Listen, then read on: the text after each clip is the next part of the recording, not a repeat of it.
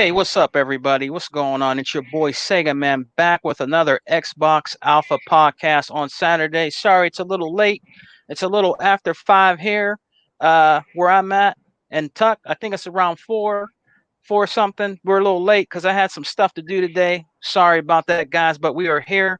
At the end of the show today, we're going to be giving away a game from Smitty Smith, one of the brothers that listens to the podcast, man. Shout out to Smitty Smith. We're going to be dedicating the end of it, giving out a free game to somebody that comes out in the chat. I will have my game members, ODT Reaper and DJX Tuckmaster, pick who they would choose, who they would like to have the game that Smitty Smith has donated to the Xbox Alpha podcast. Appreciate everybody coming by. And we got a lot of topics to talk about today. We're going to talk about the Halo Infinite that ODT Reaper's been playing in the program. We're going to talk about Ascent, the new game on Game Pass. We're going to talk about Flight Simulator. And we're also going to talk about, I guess, PlayStation 5 selling over, I think, what did they say? Is it 10 million consoles? Mm-hmm. Yeah. So we're going to talk about that and talk about, the little bit of, bull crap about it. People trying to clown and stuff on Xbox because they sold 10 million. But we're going to talk about that too. And thank you everybody for coming to the Xbox Alpha podcast. So let's get into it, guys. ODT Reaper, man, what's up, man? Can you tell the people where they can find you and what you've been playing? Okay, well, now I will be officially honest. You can now still find me on Twitter at ThomasBarker61. You can find me on Xbox Live. Shoot me a message anytime you want at ODT Reaper. And you can also just find me on Facebook. So that is kind of, my Instagram is now poof. But as I said, that's a good thing. I'm not mad. But at the same time, don't think that's going to make me mad if you actually, you guys are saying hack. I'm like, nah, I don't care. But I love the 2,400 souls that I got for lunch. So that's kind of why I'm thanking the female that decided to hack me. But at the same time, gracias. I look younger. I love those souls. And hey, ODT, real quick, what you been playing, man? I have been my thumbs deep into the Infinite beta, so I've been actually playing that the last 2 days since I started playing that on Thursday. Well, we lost Tuck again, but we're going to get into what ODT Reaper has been playing, which is the Halo Infinite that's out in the preview program. We're going to be talking to him about it, what he thinks about it. And what's up, Flip Money? Flip Money in the house. What's up, Flip? What's up to you, man? What's good? How you doing, man? Hey, Flip, your boy Tuckmaster, man, he must, he be flipping in and out of here, man. You got to get him a new new computer or something. We got to put up a thing for him, man. He's back. So he's back. What's up? Let's say what's up to DJX Tuckmaster back in the building. DJX Tuckmaster, man, thanks for coming again on the Xbox Alpha podcast, brother. Tell the people where they can find you, my man, and what you've been playing. They can find this is your boy DJ Tuckmaster, the original motherfucking pony killer. And I mean, I can't stand ponies because of what they stand for. They just stink all over the place. But now you can find me on Facebook, Instagram, YouTube channel now. I'm getting started up all the way again. I'm going to do a sports segment that's talking how sports need to really be talked about. You got too many people being phony about sports. So, cool. Really, you just basically reach me on Xbox mainly, and that's really basically about it. But let's get this show rolling. All right, I have been playing the Ascendant. I've been playing the Flight Simulator. All right. Which I haven't landed yet. I've ran in a building. I ran into the ocean. Into an air. Did you run into 100's house? If I can find his house, I'll sure enough will try to run into it. You're keeping it a buck. You know what I mean? Shouts out to 100. That's just for the hell of it. Yeah, shouts out to 100 Intro Media Gaming in the house. You can go check out Xbox Got No Games. 11:30 tonight. The brothers is off the chain over there. Go check out Intro Media Gaming. Xbox Has No Games. Salute to 100. 100 keeping it a buck. Shouts out to Lewis L that came and joined us today. We'll be giving away a giveaway, Lewis L. we'll be giving away a giveaway from our brother Smitty Smith. He donated a game to me, and we're going to be giving out at the end of the show. But I'm glad you're in here rocking out with us, man. Sega Man is funny. Yeah, man. What's up? What's up, Vodka? What's up with you, man? Yo, Vodka lives by me, man, but I never hear from him, man. We're gonna hook up someday. You know what I'm saying? But y'all need to check out Intro Media Gaming. You know what I'm saying? Check out their podcast. Check out the Dragon's Den with your boy Lemetheus, right hand to Zeus. Check him out. You know, the real Xbox players out here. Check out Hebot. You know what I mean? We got next. Check out his videos. You know what I'm saying? Shouts out to all the true Xbox brothers out here. So let's get into it, guys. Let's get into it. So we're gonna have ODT talk about. He's been playing the Halo Infinite in the program. So we're gonna hear about it. I'm not in the program. Hundred's in the program. 100 has played it. I checked out his video. You know what I'm saying? It was cool. You know what I mean? But ODT is gonna tell us how he's been enjoying the game, Halo Infinite, and what he thinks about it. So what's up, T Reaper, man? How you feel about the game, man? So far, I love it. I actually can't put it down unless I run out of energy or I run out of caffeine in my beautiful blood vessels. So it's heavy breathing, though. Shout out to Twitter, because that's very true. And I love the AI setup, and I'm looking forward to tomorrow, because 343 said that they would actually open it to the floodgates of hell and allow for live actual matchmaking testing tomorrow. So we shall see, and we will also, find out which one of them actually can pull the triggers faster. Cool. And is it gonna be Steam players or going to be Xbox players? I'm kind of curious. Right. But I'm enjoying the game, the actual preview so far. I'm level 9 now. I got my first triple, and I already got a whole bunch of doubles. So I've been actually kind of just enjoying the feel of it, and it does feel a twist between 4 and Reach, in my personal opinion. I don't think it feels anything like Halo 3 unless you see the spike grenade around the map, but as I said before, that's just my personal opinion. The way that you load your characters now is basically remnants of the Reach armor customization. What the customization for like the actual XP drops and stuff like that in the game, I still don't know yet, because I'm still not actually there to actually see if it's going to be there.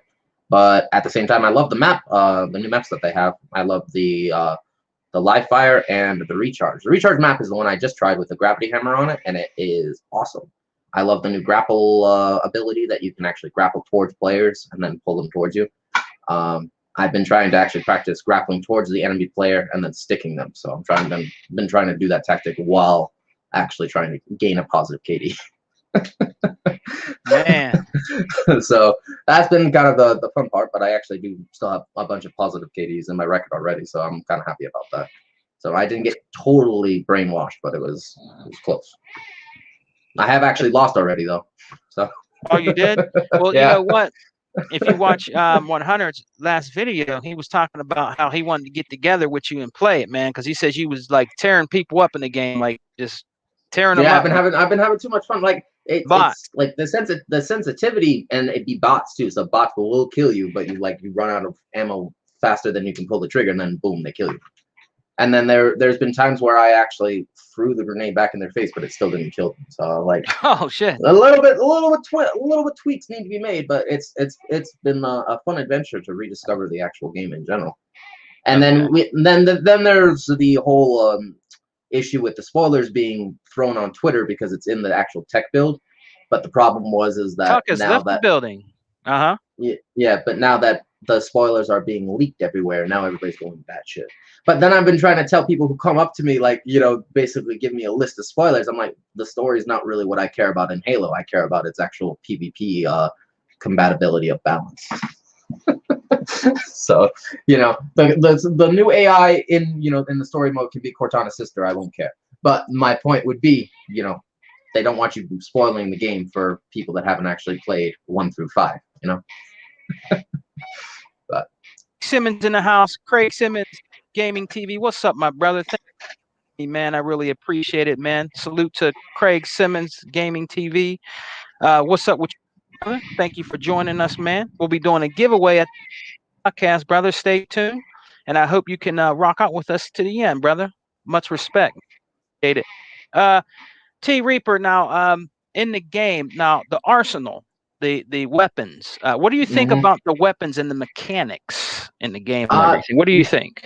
I love the weapon selection so far. I'm kind of curious if they got rid of the carbine altogether or that new pulse rifle is the new version of the carbine. But I guess we'll find out. So I love the new spike gun. That was actually pretty interesting. And I also liked the new power railgun that they had, but it's like a bouncing of like a ricochet effect, which is kind of cool. Yeah. Oh, that's cool. But then That's cool. the other issue is the new pickup systems, and the grapple thing. That's actually a pickup. It's not something that is automatically on the body. So the concept is you have to pick up the grappling hook to get around the map faster, which I think is also kind of cool. But you can also use it on the enemy, as I mentioned before. Oh, that's cool. That's cool. Now, what do you think about now it's still in progress and everything, but what do you think about the November. November? Yeah. Yeah, November. Right? November Day one. 17th. Day one. You November know what? 17th. Man, those games are dropping in Game Pass day one, but I'm a physical.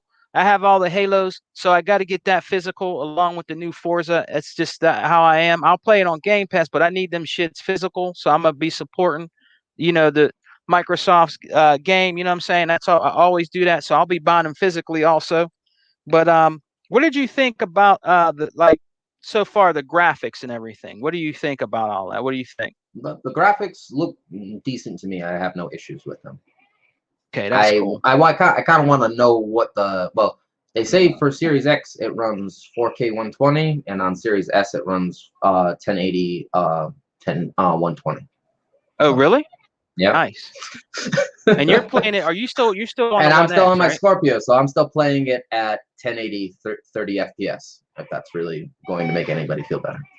Yeah, well, that's still if you say it still looks good, the One X is still a capable, powerful, still a really good system to have right now. So it's doing things that these new next gen systems can't even do. Hint, hint. You know what I'm talking about. So I mean, but that has to do more with the actual energy engine that the series are running on rather than the actual Kraken engine. So that's kind of the other thing as well. Yeah. Now they're using the Slip Space engine, right? Yeah, the Slip Space is what it is. Well, that's cool, man. But I actually just saw that Twitter post that someone did versus the Slip Space versus the power up of the Kraken, and I saw that. Oh, are you serious? Oh man, Jordan, that was funny. Damn. So no, and then I've been seeing articles how fanboys are crying that people are buying Xboxes over PlayStations. That's kind of funny to me, but but yeah. Yeah, well, that's cool, man. At the same time, I'm actually enjoying the game. I haven't actually put it down that much. I had to put it down for an update, and that was the most I actually put it like fully down for like half the day for. But I had a bunch of maps on the first one, and then I was trying to recharge. I want to see it actually go live, though. I want to see an actual live matchmaking test. That's actually what I want to see. Yeah. But I guess they're still trying to test the stabilities of the servers throughout the weekend because we're dealing with cross-play now with PC players as well. So they have to mingle the Steam and the Windows servers together, which is kind of annoying. But family. Now, in the game that when you were playing Halo Infinite, is there anything that they can improve on, do with the game? Do they need any kind of improvements? Do you want to see more and different things in it? What do you think? I want my sensitivity to be able to go higher. Okay. I can deal with 10, but I would like 15, 14. Because if you basically try putting a 10 sensitivity against a mouse and keyboard, you're screwed. Yeah, that's crazy. But I was impressed that they made it to go at least 10 because I thought they would at least improve it to at least 15 or at least an uncapped frame rate or sensitivity rate. But yeah. I haven't actually totally been demolished, so I can tell that the sensitivity works to your particular sense of style, I guess. But when you're dealing with the mouse and keyboard players, though, the screen's gonna need to go a lot faster. Yeah. Because there's times inside the actual one matchmaking that I'll actually try to turn my gun, but it's not fast enough yet to actually turn to the correct speed of the actual AI. And that's kind of what I wanted to see, because if the AI can outdo my sensitivity, that means you're doing something right. So that's a good thing. Well, that's cool. And you know what? I'm happy what 343 is doing, man, by letting Xbox gamers and test and play the game. It's a great thing when you're in that preview program. You get to test these new games that are coming out, man, and it's awesome. You know what I mean? A lot of people are excited about it. There's been all kind of positive feedback about it on Twitter and Instagram and places like that, how they love the game and can't wait for it to come out. Just a lot of good guy, Dustin Legary, did a video on it. Yeah, Dustin was a little bit too over the moon on the actual release of the tech bet. But Yeah. he is a particular fanboy of Halo, so that is kind of fun to see.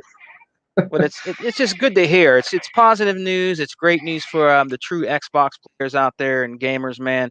So it's great what they're doing, man. It's a good time for us, man, here on the Xbox side, man. So, well, that being said, man, I didn't play it. So let's see, Tuck, did you play the Halo Infinite? No, I have not. Hey, Team Reaper, I want to ask you: is it any different from any other Halo out there, or is it back the same? It feels like Halo, so that's kind of my honest opinion. Okay, if it feels like Halo. But yeah, it does feel like Halo, but it feels like a mix between the 4 and Reach. So you could tell that it's definitely the original team that built 4, but then they came from Reach. So that's kind of my other thing. Yeah, because I know the original 343 home base they did split off from Bungie after they finished Reach, and then they made 4, then they made 5, then they made Infinite. So as I said before, they are the original. They are the original ones that left Bungie. So I wanted to make sure they didn't go too Destiny-ish. That was the first thing that I noticed when I was playing it. That it definitely had like a copycat of a Destiny style type of online kind of. But at the same time, it's them. So what was I going to expect them to actually feel like? But I like that it didn't totally disappear in a Halo sense of feel. So that's a good thing. And then, what I wanted to see is, like, what are you going to do about assassinations? What are you going to do about, like, the actual way that people can actually sneak up on players?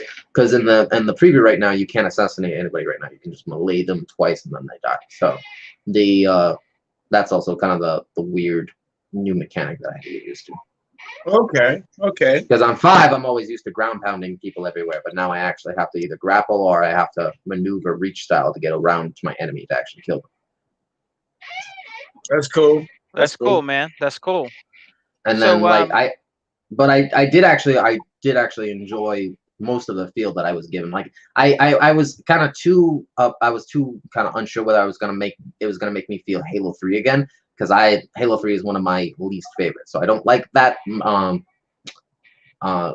hit marker style from 3, and I was afraid that's what it was gonna feel like, but it doesn't. It legitimately has the hit marker of 4 and an actual battle sense of Reach.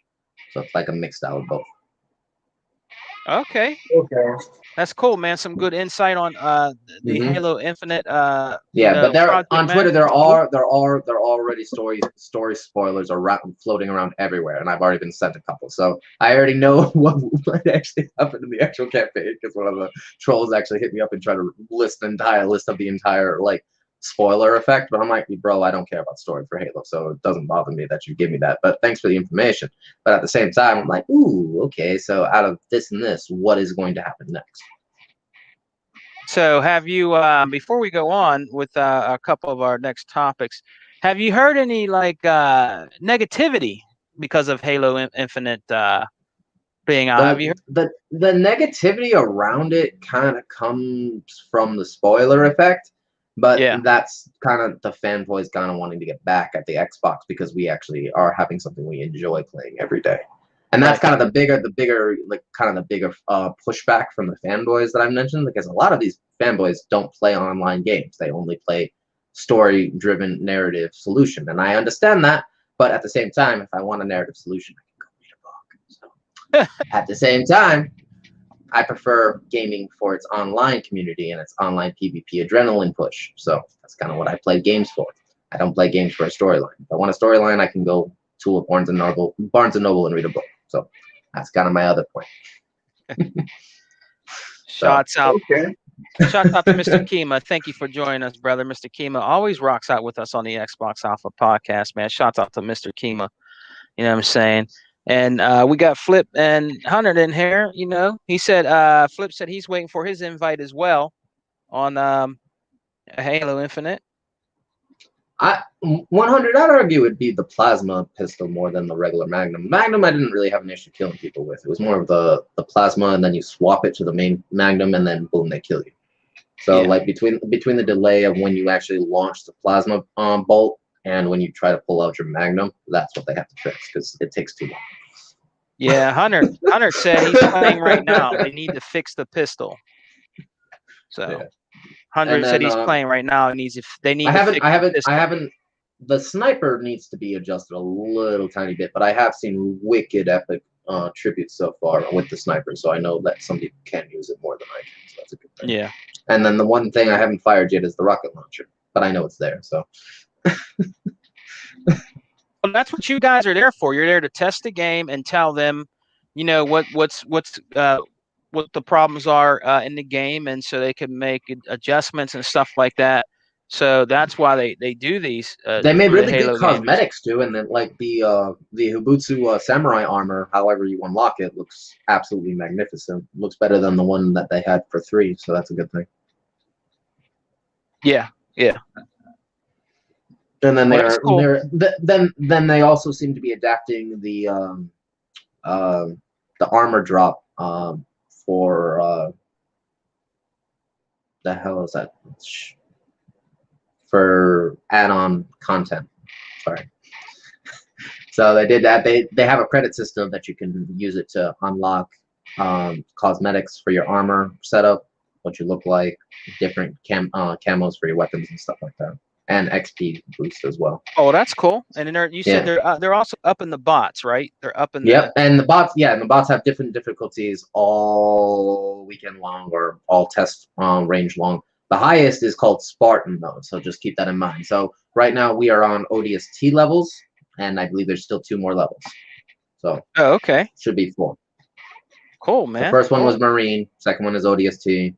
The third one I don't remember what it is called, but I know the last one is called Spartan. So yeah. All right, man. Hey, that was good information coming from our brother ODT Reaper, man, about Halo Infinite. That's cool. Like I to Hundreds video the other day when he thought about Halo Infinite. That's his game, man. Like he said, Halo Infinite for the win. You know, your boy 100, he's a diehard Halo fan, bro. You know what I mean? He knows all the lore. He knows all about the background of Halo, everything. He's read the books. So, you know what I'm saying? If I want to know anything about Halo, I'm definitely going to go to 100. He knows all about it, man. You know what I mean? Yeah. So, shouts out to 100. I'll 100. I'll play with you anytime in the next 48 hours as long as I have a charged controller and I am awake. Send me an invite. So I had too much fun with my door today, so I was like, I needed energy, so I was like, I needed something to do. Yeah. but at the same time, no, I don't remember the last time Halo was so popular. What all the gamers used to play for fun before Halo. That's a hard question because I actually don't remember those years very well in my own brain. So that's probably a Quake, that's probably a Doom, that's probably a Wolfenstein, and that's probably Diablo 4. Yeah. All right, man. Cool. Yeah, we'll wait till ODT and man, your boy keeps dropping, man. Tuckmaster keeps dropping. He must be running his computer on chicken grease, and a hamster in the wheel thing, man. I don't know what's going on with your boy Tuck, man. But we got him back here again. All right, Tuck. You good? Yeah, I'm good. Good, bro. All right. So yeah, I'm good. now that we heard all that good information, I'm excited, man. For man, he ain't.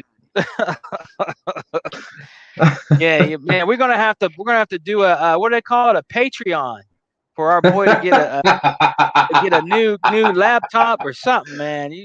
Man, you be dropping like crazy, man. So we're gonna talk about a couple other games like the Ascent. Hunter been playing that. He likes that. I tried it out. We talk about Flight Simulator, and things like that. So, hey, you good now? Yeah, You good? What's going on, man? I'm having connection problems, man. You having some bad connection problem? That's all right. If you got, I'll just keep letting you back in. So let's talk about Flight Simulator, man. So Tuck said he's been playing it. He's been trying it out. A lot of people been trying it out. I have friends at work that own Xbox Series X's and stuff like that. They love it. They said it's really chill. They like flying, the plane and stuff like that. So what do you think about it, Tuck? Flight Simulator that just came out. What do you think, man?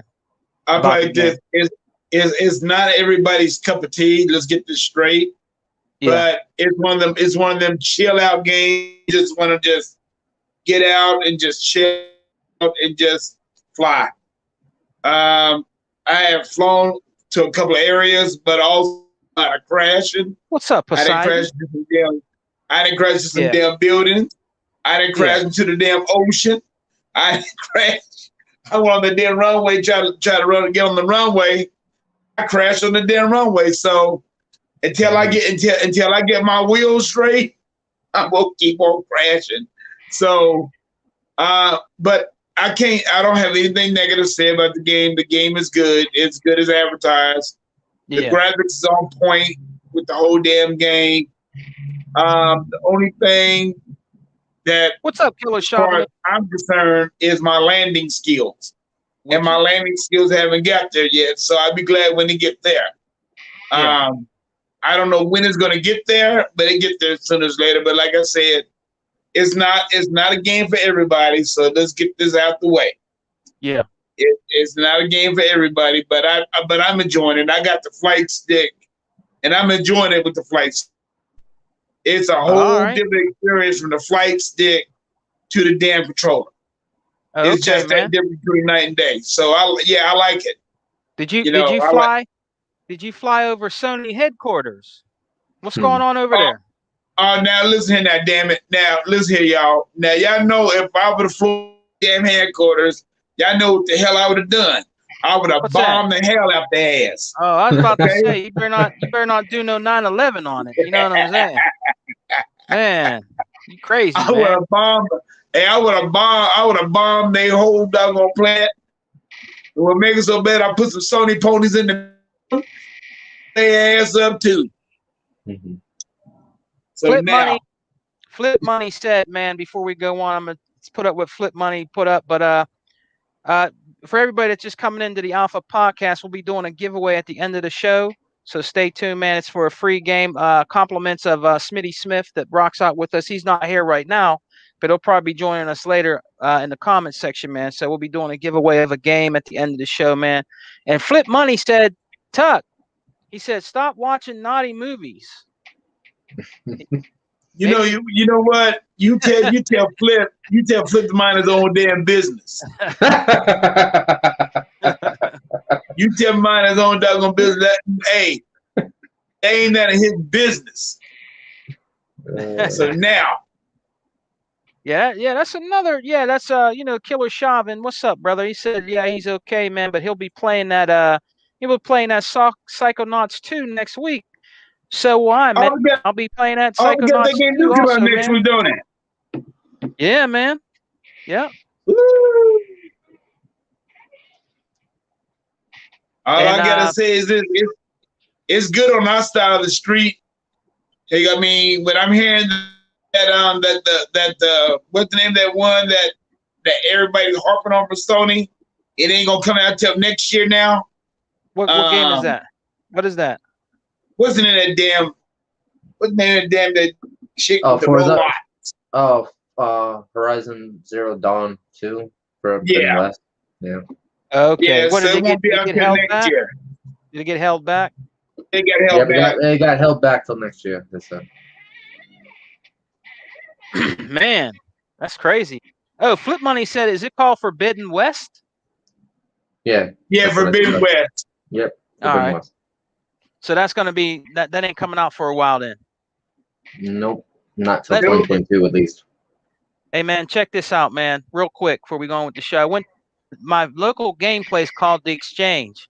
This big dude came in. He had two PlayStation 5 controllers, one open, one not open, and he had two games. One of the games he traded in that was still in the shrink wrap was Ratchet and Clank. Yeah, so Wow. the guy I was talking to at the store said they've been trading in a lot of Ratchet and Clanks, man. You know, his was brand new. Then he had some other game there, something that he's trading in, and plus like two controllers, one new, one used. I guess to try to either get some money or get something else he wanted in the store. But I'm like, man, that Ratchet and Clank, he didn't even play that. He just trading it in. You know, what I mean, maybe, huh? It had only sold like 1 million. It was only sold like 1 million copies so far, Oh yeah, and that's a damn shame. yeah. He was talking about he was talking to the dude at the counter saying it came in a bundle. Did it come in a bundle? Ooh, that's a nice deal. I don't know if he got it in a bundle because I'm not really up on the PlayStation 5, systems and their bundles and shit, but I think he said it was in a bundle or something. I don't know, but he traded in brand spanking new. You know what I mean? It probably So was a bundle. yeah.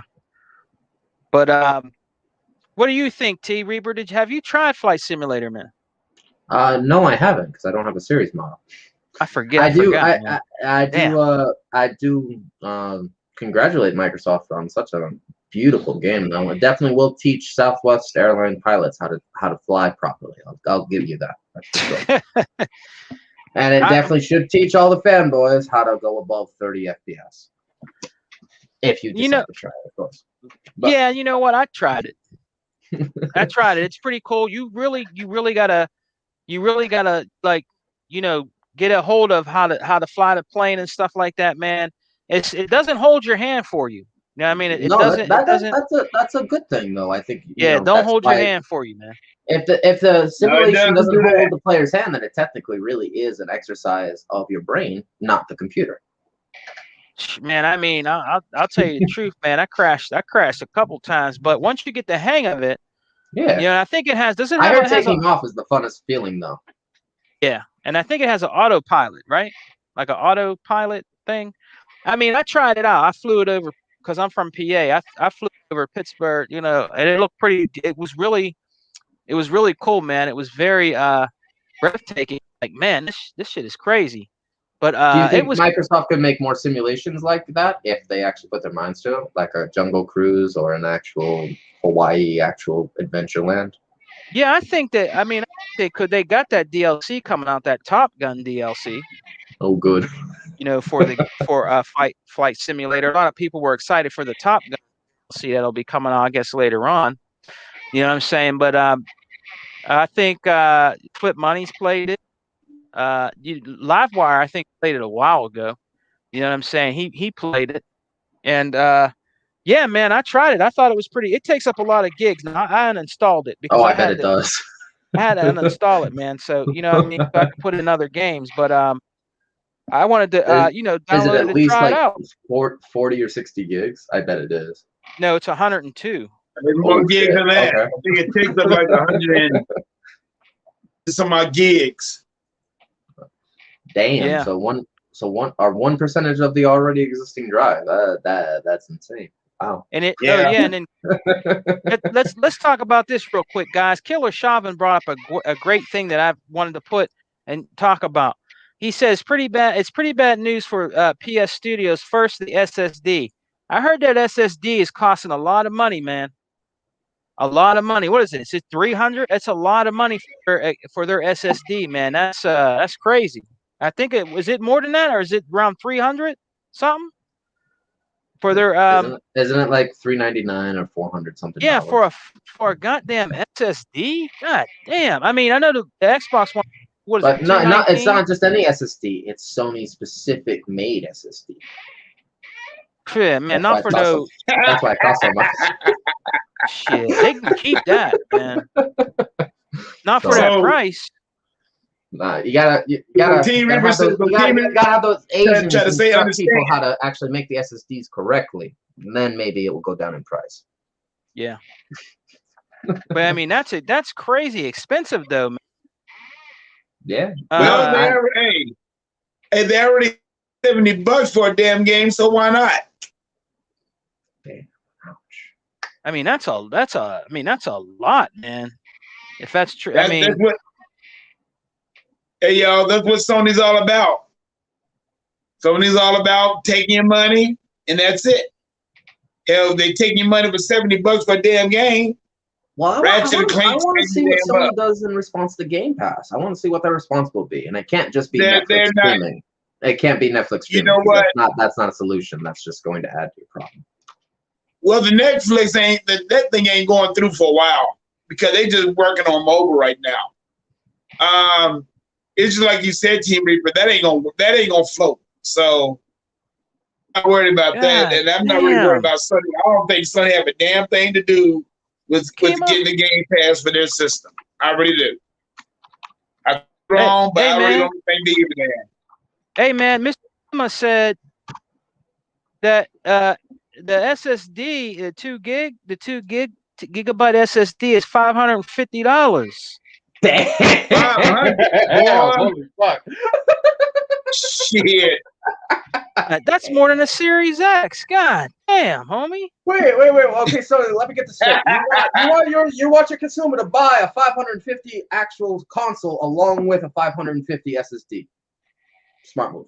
God damn, homie. Damn, Just for man. 2 gig SSD. Ah, damn, man. You know what? So it's going downhill. Everybody gonna die. Well, you know what? These Sony ponies, they'll go out there and buy that shit. But you know what? I'm Well, like, gamers, I have another cheaper solution. It's called the Internet Cloud. We have it in our own home yeah, for free. dude. God damn. They're out of their goddamn mind, dude. Chill. No, I ain't paying. I ain't paying $550 for that. Nobody's gonna buy that, man. You might have a couple people. believe me not, That's crazy. believe me not, you got a fool without they would go out there and buy it. That's crazy, man. For what I mean, if reason, you're I don't know. stuck living in Japan, I guarantee, and you love PlayStation games, I guarantee you don't have a choice. So, that's a pretty good marketing tactic for their own home. But Hey, what about man, the rest of the world? That's crazy. That is Yep. craziness. And vodka, oh man, what are you vodka, man? Yeah, but it's because it has to be specifically tailored to fit Sony's PS5 needs. It can't just be a regular SSD that you buy off the shelf at Staples. Vodka, which one are you Karma. talking about, man? That SSD 275, and then there's one 1045. What the fuck? What is the SSD that Wait a costs second, what $1,045, is $500? saying? Said an SSD from 275 to 1,045. Yeah, Got Hebot in the house, man. We're gonna get Hebot in here real quick. Our brother Hebot. Man, they do that shit. They crazy. What's up, Hebot? You got Hebot in the house. He's getting his stuff set up. Man, those SSDs are crazy. God That's damn. crazy. I mean, who's making their SSD drive? That's what I want to know. Them. So they're making their own SSD drive. Hello. Yeah. What's Hi, up, Hebot. brother Hebot? What's up, man? Hey, brothers, what's going on? How are What's y'all? going on, man? How you doing, bruh? No, as you see, I'm driving. Like always on the move. Hey, Team Reaper, you mean to tell me they're making their own SSD drive? No.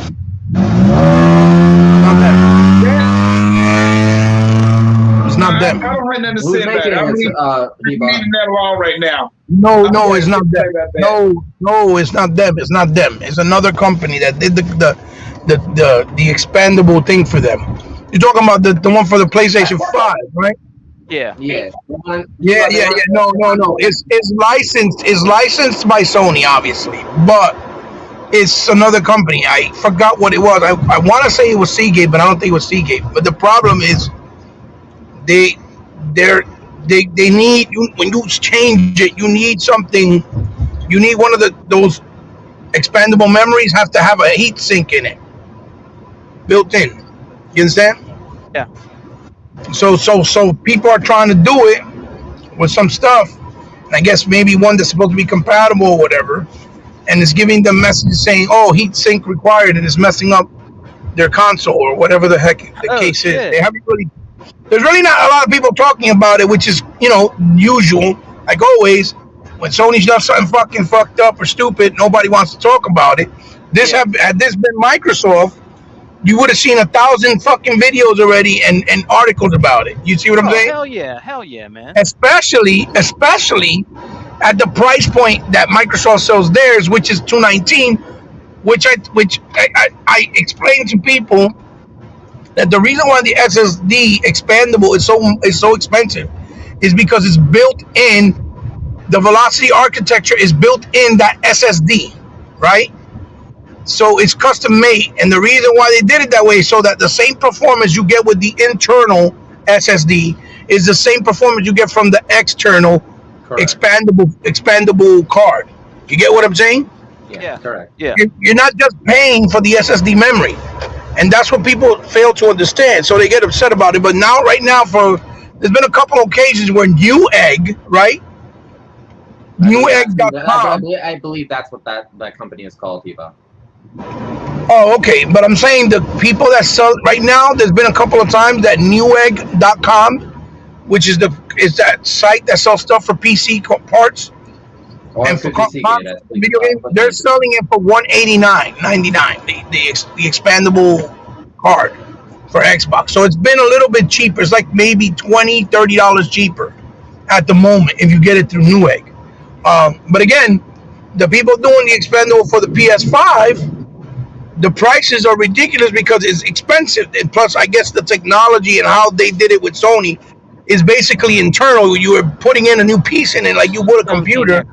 Yeah. It's got to be built a specific way, and that's why it's so expensive. Right now, to get a 1 terabyte with them, I think it's $280, right? If you get the 5 gig, it's $200 or $199, right? The 500 gig. Then if you jump up and want to get like a 2 terabyte one or even a 4 terabyte one, right? The 4 terabyte one is going for like $1,000. God damn. Yeah, it's no lie. And then the one that's like, then the one that's like 2 terabyte is like $580 something or $600 something. Man. It's like retarded prices, like really, really expensive. But it's funny because Microsoft said this the entire time. It's going to be expensive, but we're going to try to keep it within a moderate price where it's reasonable. And people, even though they were like, "Oh, but it's $219, that's too much money." Now we know that it's not, because Sony's like triple the price. You see what I'm saying? God damn. You know what I mean? Yeah, they have the option where you could get more terabytes, but that's why Microsoft hasn't been like, "Oh yeah, here's a 2 terabyte, here's a 3 terabyte," because they know it's going to be expensive. So Microsoft just giving you a 1 terabyte so that you can hold off for now, and when the technology gets cheaper, I'm pretty sure they'll do another one that's maybe 2 or 3 terabytes or 4 terabytes, and it'll be way more cheaper. You know what I mean? Yeah. But again, this is all new tech. It hasn't been nothing but 8 months that it's been out. Yeah. And the SSD that they're using is not like SSD on a PC that's been around for years. No, it's not that type. Because the SSD they're using has a Velocity architecture technology built in that is actually 1-to-1 with the same tech that's in the SSD of the console. And what that SSD does, is it lets you have the ability of the faster loading, the faster downloads, right? The faster loading, and allows you to have a seamless experience with the next gen games. Because you could put an external SSD and connect it to the Xbox Series X, like with the old SSD technology, but it doesn't work as fast as the one that's from the expandable. You know, a while back, Digital Foundry did a video with all the options that you have for the Xbox Series X, and they showed the differences in speed and the differences in cost. So, and even the space. You understand? Because a 500 gig or a 500 gigabyte, right? SSD from the old ones, from the, you know, from that already been out for years on the computer, that 500 gig is like 170, 180. Yeah. You see what I'm saying? So again, it's nice in a way that this happened and it came out and people could see, because the PlayStation fans, the first thing they were like, oh, see, Microsoft trying to rob you. Look at the price. That's just crazy. Blah, blah, blah, blah. And even Xbox guys, they were like, oh, no, that's too much money. That's expensive. You know what I mean? Yeah. And it's not even like that. It's every technology, especially when it comes to expandable memory. When it's new, it's always expensive. Because if you guys remember, when the Vita, right? When the Vita came out, right?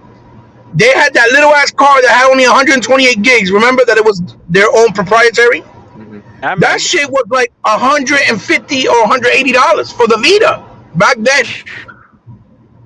You see what I'm saying? Thomas knows. Reaper knows.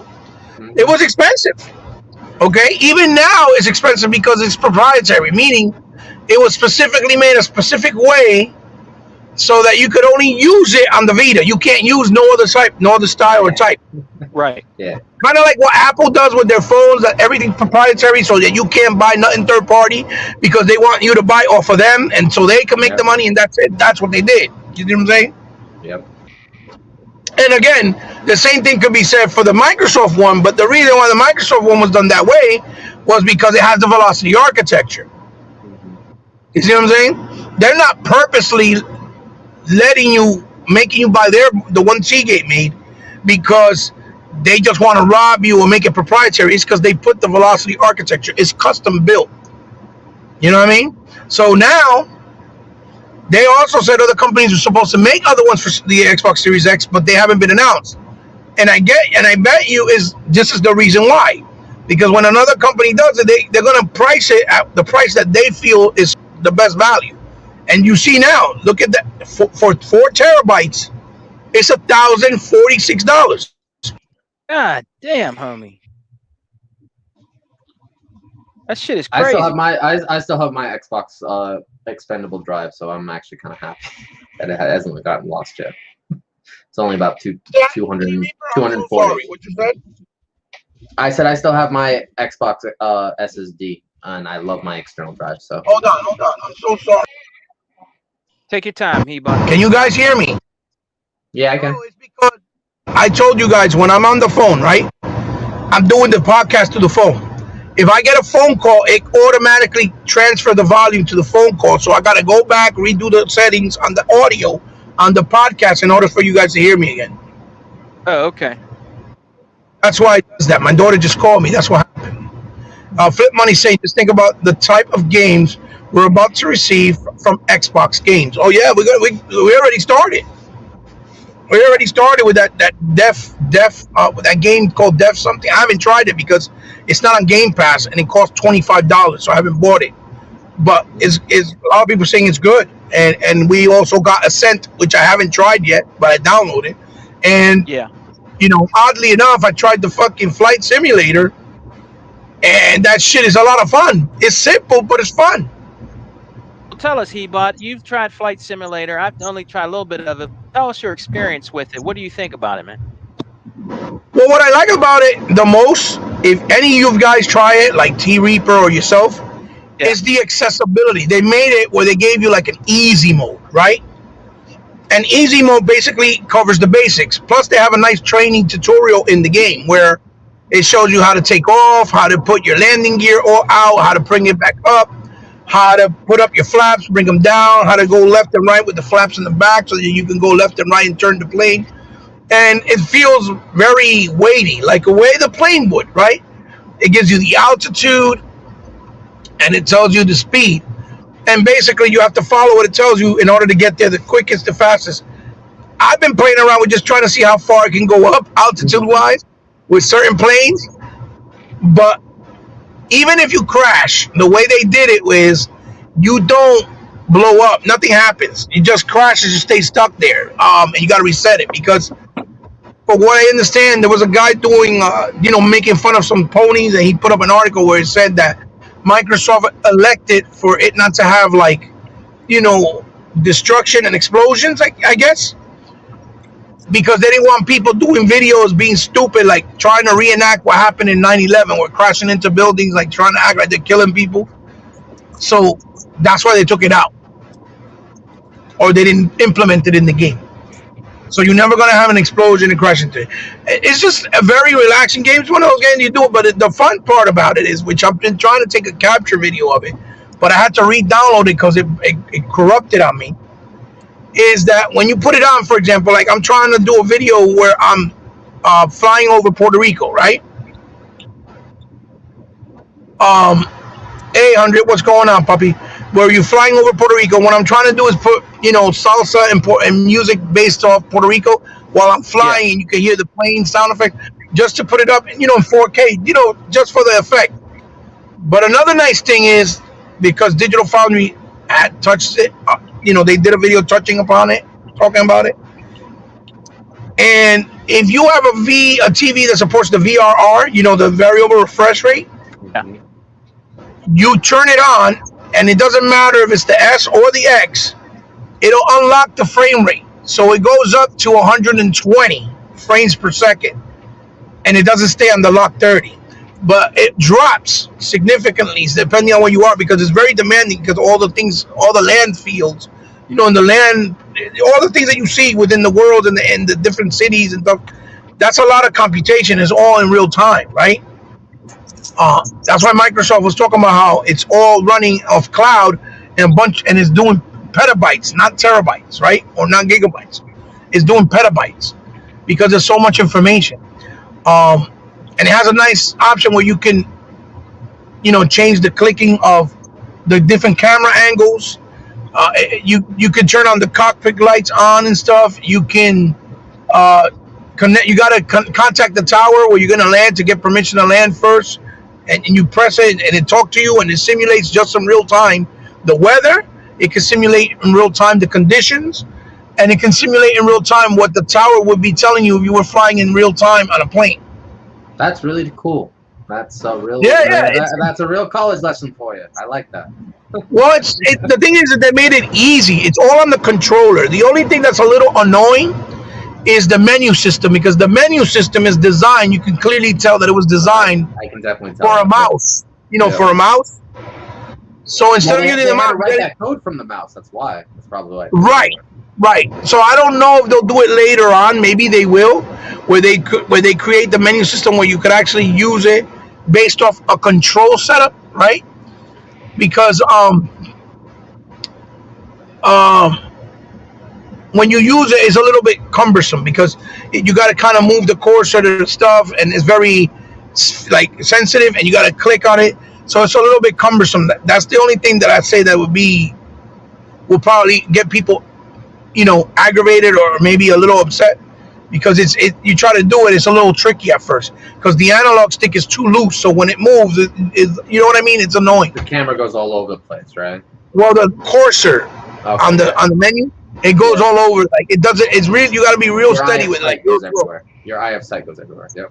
Right, but other than that, they made it very accessible with the controller. Everything, the way you control the plane is with the analog stick. The right, the left one. The right bumper and the left bumper is to move the back flap to go left or right. You can use the right analog stick to move the camera around. You use the back button to change the camera from outside or the cockpit. You click into the analog stick, the left one, and that gives you and allows you to check through other stuff like the tower, the map. You could put up the map. You could put a line telling you where to go, how to keep in a straight line in the map, where you can talk to the tower people, hear what other flights are going around in other areas. And when you do that, it'll go automatically at autopilot. So you don't even have to worry about doing it yourself. It goes automatically at autopilot, so you won't crash. It'll stay flying. Right? You get what I'm trying to say? And then the D-pad, when you press it up, is to bring up the flaps. When you press it down, is to bring down the flaps. Then when you press it to the left, is to take out the piece that holds the plane. You know, they put like these things, like these little things in front of the wheel so that the plane won't move. Yeah. You press to the left, it takes that off. Then you press it to the left again, and it unlocks the brakes. Then you press A to accelerate to get speed. And then when you press it to the right on the D-pad, is to bring down your landing gear or bring it back up. You just press it right again, and then the landing gear, you see it when you look at the outside part of the plane, you'll see the landing gear going in or it goes out, unless the landing gear is static and it's already stays there and it doesn't go up. I'm talking about for the more modern planes, right?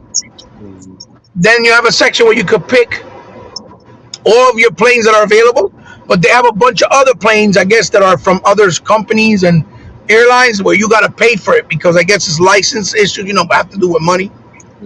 So you got to pay for them. And even airlines and airports, some of them you can't in some of the areas. But the thing that people also didn't know, I was happy that I watched the Digital Foundry video, because when you go and start, there's a marketplace thing, right? Where you go to it, and when you pick it, it has 5 enhancement packs, meaning that they give you better video for 5 locations, and they're free. You just download them, Nice. and they give better visuals to those areas, which is also pretty cool. That is cool. But there's other areas that they got enhancement pack, but you got to pay for it. I guess those are the ones that I got like more strict, and they didn't give them permission to use it. You know what I'm saying? But that's pretty much it. That's the setting, and then you just fly. It's just very relaxing. It's fun because you feel like you're actually flying a plane, and we never had that experience on consoles because the flight simulator has always been on the PC. Exactly. So it's really cool that you get to try it on the console. Is it a game that everybody's gonna like? Hell no, absolutely I not. don't like it. It's not for everybody. But Let me ask you this. I want to ask you this one question. Did you fix the issue did you call Vizio, or did you fix the issue yourself? oh no, I haven't called them yet. I haven't been able to do it. I haven't called them yet. Okay. Yeah, what Chuck is talking about, because on my TV, I guess because it's loading up in real time from the cloud and there's so much information, I can put the VR on and you can tell that it's better frames and it still runs in the resolution of 4K, because internally it's 1440, but it upscales it to the console and the cloud to 4K. But if you do it internally, it's only 1440 with the Xbox Series X. So what it does is when I put the VRR, it'll flicker. It'll keep flickering and interrupting the image because it's so much information going in at once. So I got to call Vizio and tell them that they could patch it to fix it, because the game makes the screen flicker and I lose the image and I can't really enjoy it the way I want to. But it does work. I'm assuming for the other higher end TVs, maybe it works better that do the VR, but it works though. It works. It works. It's just that, that's the issue I'm facing. I don't know if everybody is, but I am.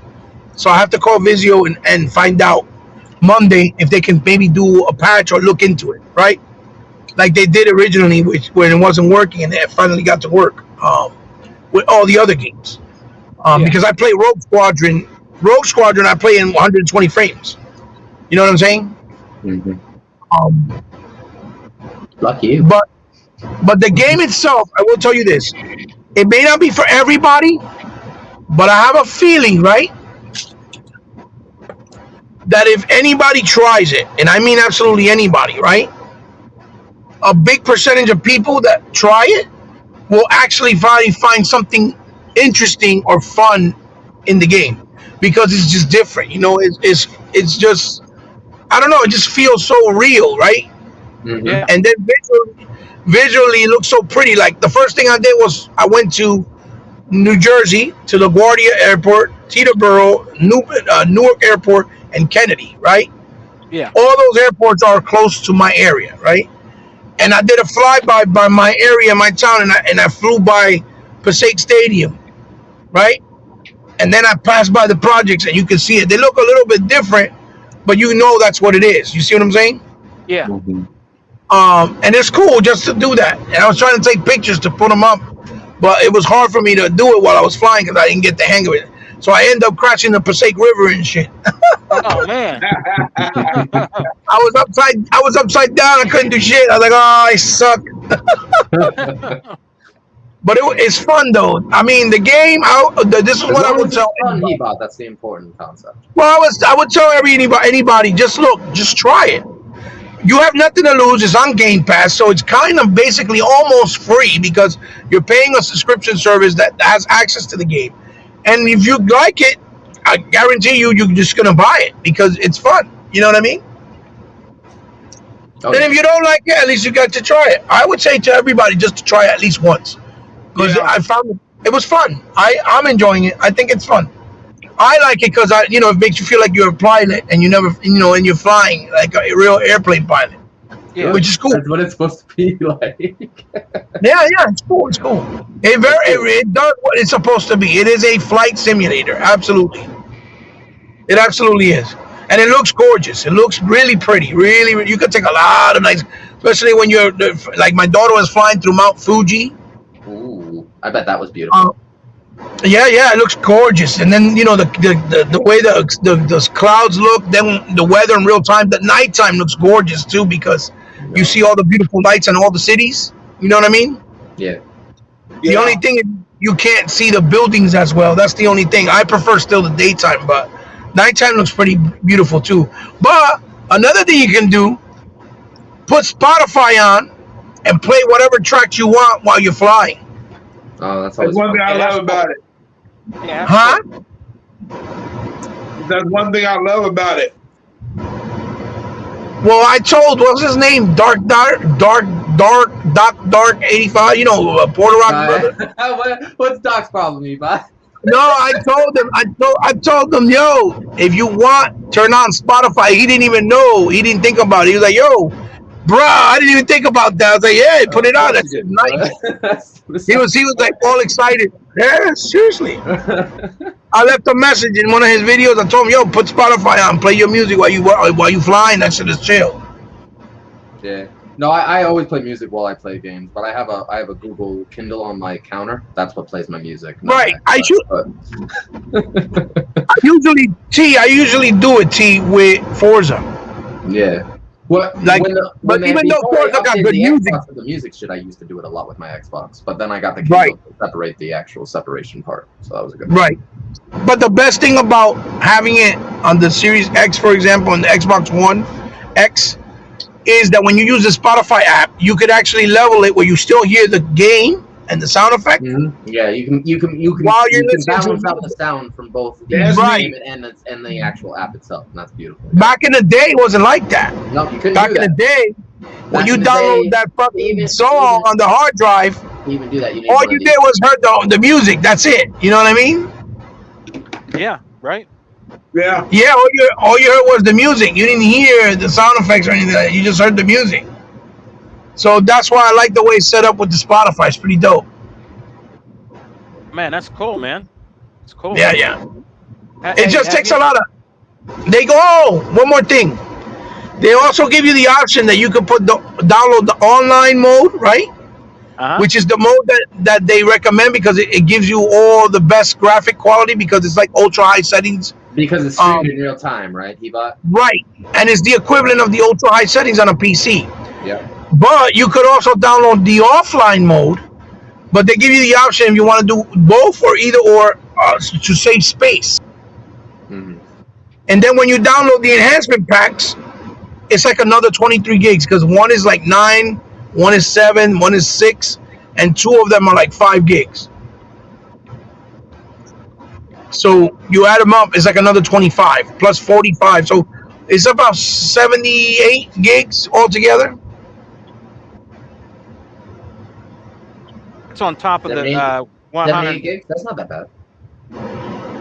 What was that? Say again? Downloaded it was 102 gigs. Yeah, if you download the offline, that's if you download both offline and online mode. You understand? Yeah. That's if you download both the online and offline mode. But if you don't download it and you just download it separately, you can actually save some space. Brother E-Rock in the house? Yeah, non-stop. It's outstanding. Yeah, E-Rock having fun. I've been seeing all the videos you put up. Yeah, I see them too. I thought you were gonna fly by and pay me a visit. Hey, tell him to bring his butt in. We haven't heard from him so doggone long. It'd be nice just to hear his voice. E-Rock? Oh yeah. Shit. I'm about to go visit him. That's the only way you can visit him. Flight simulator. Damn thing. Have you, but that game, huh? like he about to say, that game's not for everybody. But I love it. It's a sensational game. Have any of you guys played The Ascent? Not yet. Not yet. I saw my son playing it though. It looks gorgeous too. It looks gorgeous. It's supposed that it's overhead, but you can tell they put a lot of detail in it. Oh no, but the detail in the game is retarded. It's an isometric overhead shooter, but the details we've never seen game with that much. Like, you know how Ruiner and even Diablo look, that they look really nice in detail, right? Right. But the detail in this game is like 3 times more detail than both those games. Yeah, and it is real detail. There's so much NPCs going on screen. There's so much stuff happening in the background. Then the camera changes sometimes from isometric to 2D side scrolling. And the characters look pretty nice size on the top, even though they're isometric. You know what I mean? Plus, it's the co-op aspect of it. I think it's 3-player co-op or something like that. But they were saying that it was only local, but then I found out it was also online. So I don't know if local co-op is 3 players and then online is only 2. As far as co-op goes, I'm not sure. For real? But if it's co-op, we can play it, cooperatively online.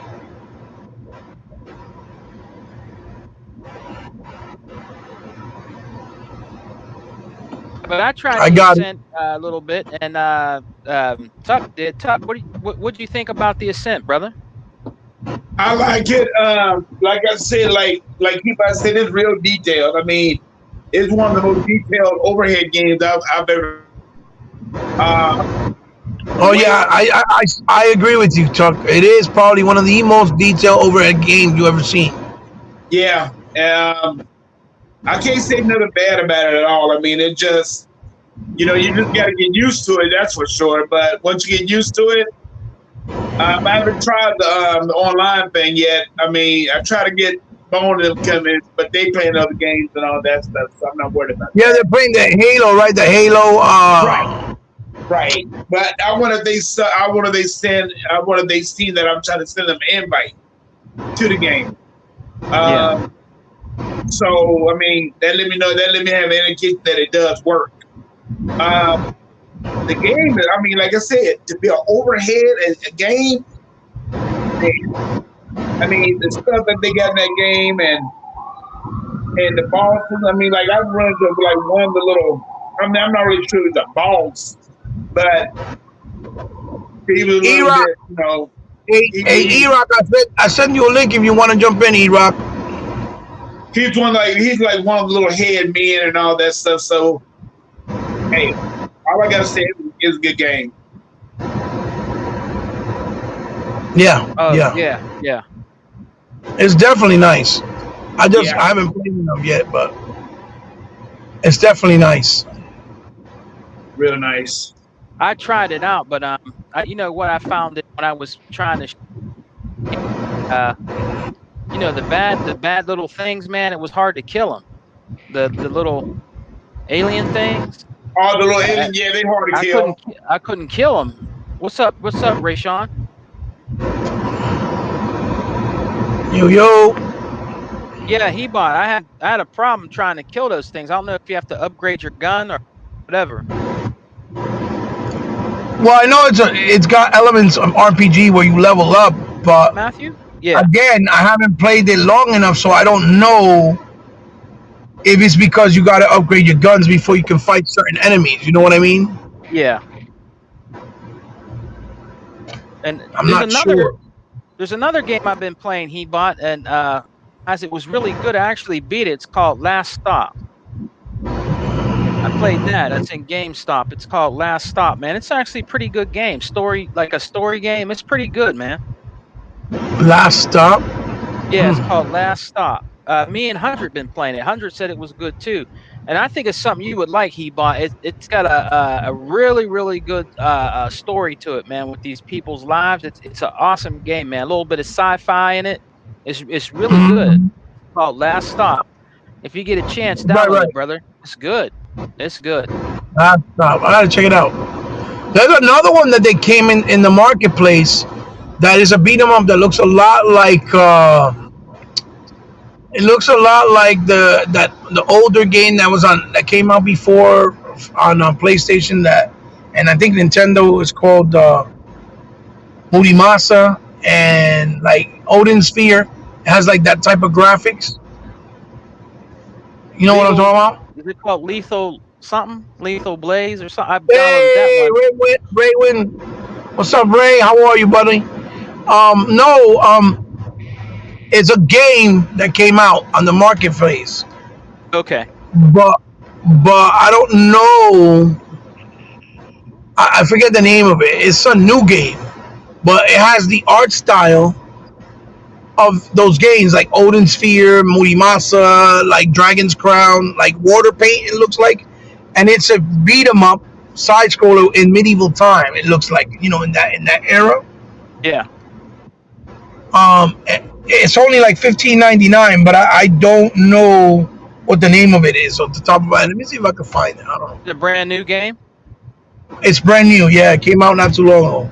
Let me go inside the store and see if I can see it here on the phone. Hold on. Beat 'em up? Game? Yeah, it plays like a hack and slash, like a 2D side scroller hack and slash. How much you say it was? 15? Yeah, it's like $15. Hold on. I don't even know if this app lets you look at the games to buy and stuff. Yeah. Do you have any idea of do you remember what it was kind of called? Because I'm in there now. It should be in the very top. Oh, the very top? It should be like in the very top. Oh no, this is my game. That's $11.99. I don't think that's it. Is there a way to get on the store on the app? Something. On the Xbox app, is there a way to get on the store? I don't think so. There might be. I don't think, man. This is crazy. Oh, here's I bet if I type it up, it'll pop up. What happened? Brother E-Rock? Thanks for coming, brother. Yo.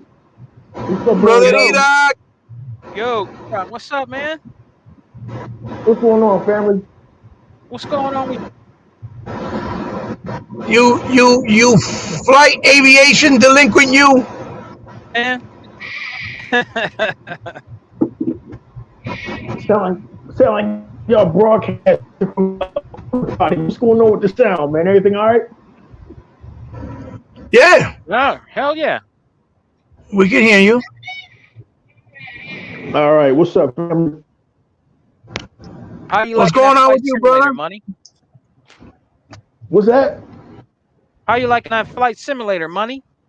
What you think?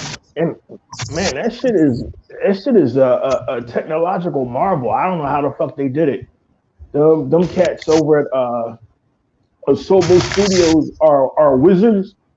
Like I don't even know how they did that shit, man. It has to be played. Yeah. it's not even hard. Like, sometimes Yeah, it's not hard. That's what I was telling them, bro. the menu will trip you up, but like once I play, actually, landing is kind of hard. I haven't really got the gist of that, except in a small plane. But like, I don't even know how Zobo did this shit. But one thing is certain: all that shit everybody was talking about. Oh, the cloud ain't real. Microsoft thought about the cloud shit. Yeah, okay, all right, okay. Facts. That shit is loading up real time weather data. Like it's little minute details that only like wherever you live at, whatever city you live at, it's Yeah. minute little fucking details you're gonna see. It's unbelievable. And you're gonna recognize. Yeah, like Yeah. I've been using like this little small ass plane, man, and I like to get low so I can see shit. This little crazy shit, like little cars moving on the freeway and shit. Yeah, you see the cars driving. Yep. Little cars moving on the freeway. Like when That I was shit's flying crazy. around Philly, I flew over my fucking neighborhood. Everything was exact. Fernwood Cemetery was there. Baltimore Avenue was there. I was flying over I-95 one day, and the fucking advertisement on the billboard for Barsky's Jewelers was there, like it is in Northeast Philadelphia. The fucking the side of it's this place up in Northeast Philadelphia called the fucking Crab Shack. God damn it, if the motherfucking crab ain't on the side of the goddamn building. I don't know how they do it. I don't like it's some wizardry with that shit there, man. But it technologically it's made.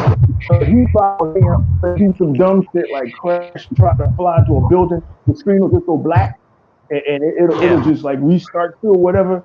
But like other than that, man, it's just a technological marvel. I haven't even had time to get on the Ascent because I've been on Flight Simulator and trying out this other shit called, Dynasty Warriors 5 or 6 shit. But yeah, Flight Simulator is fucking crazy, man. Like I would tell everybody, man, like everybody like, wait, it's not my type of game. Well, what the fuck is y'all type of game? Shooting shit all the goddamn time and fucking Call of Duty. Yeah, well, I knew last year I wanted to try Flight Simulator because, like Heba said, we never had that shit before. But like, once you get up there in the sky, it's so peaceful and calm and shit. It's like, wow. Iraq, I was telling them that even though it's a game that maybe people think they might not like, once they try and they see how the simplicity of how they did it and how different it is, they'll probably enjoy something from it. Listen, man, who wants a fucking box? We paid $500 for these boxes. Yo, excuse me, I'm busting the grub, excuse me. I'm taking a page out of Tuck's book. Who pays $500 for a fucking box, right? And all you want to do, T Reaper, is play the same shit over and over again. Third person action adventure game. Fucking. I actually would rather just play my wonderful lobbies, my man. Doesn't have to be a third person. Who the fuck does that? Like, I try any everything, person that actually loves its online multiplayer, my man. And from that multiplayer that people suck so bad, I gain better age. Sorry. Well, we got a console where there's something on there for every pirate simulator, a fucking flight simulator. Hell, it's a fucking bus driving simulator coming the fuck out, so everybody can see the bullshit I went through for damn near 20 years driving buses. Yeah, right. There's all kinds of shit out there. So when you got these dickheads on the PlayStation side saying it's not a game, man, just shut the fuck up. If that shit had been over there on that corny ass PlayStation, y'all would have been hyping that shit up. Flight Simulator feels like kind of like when you play, like when you played Crazy Taxi, but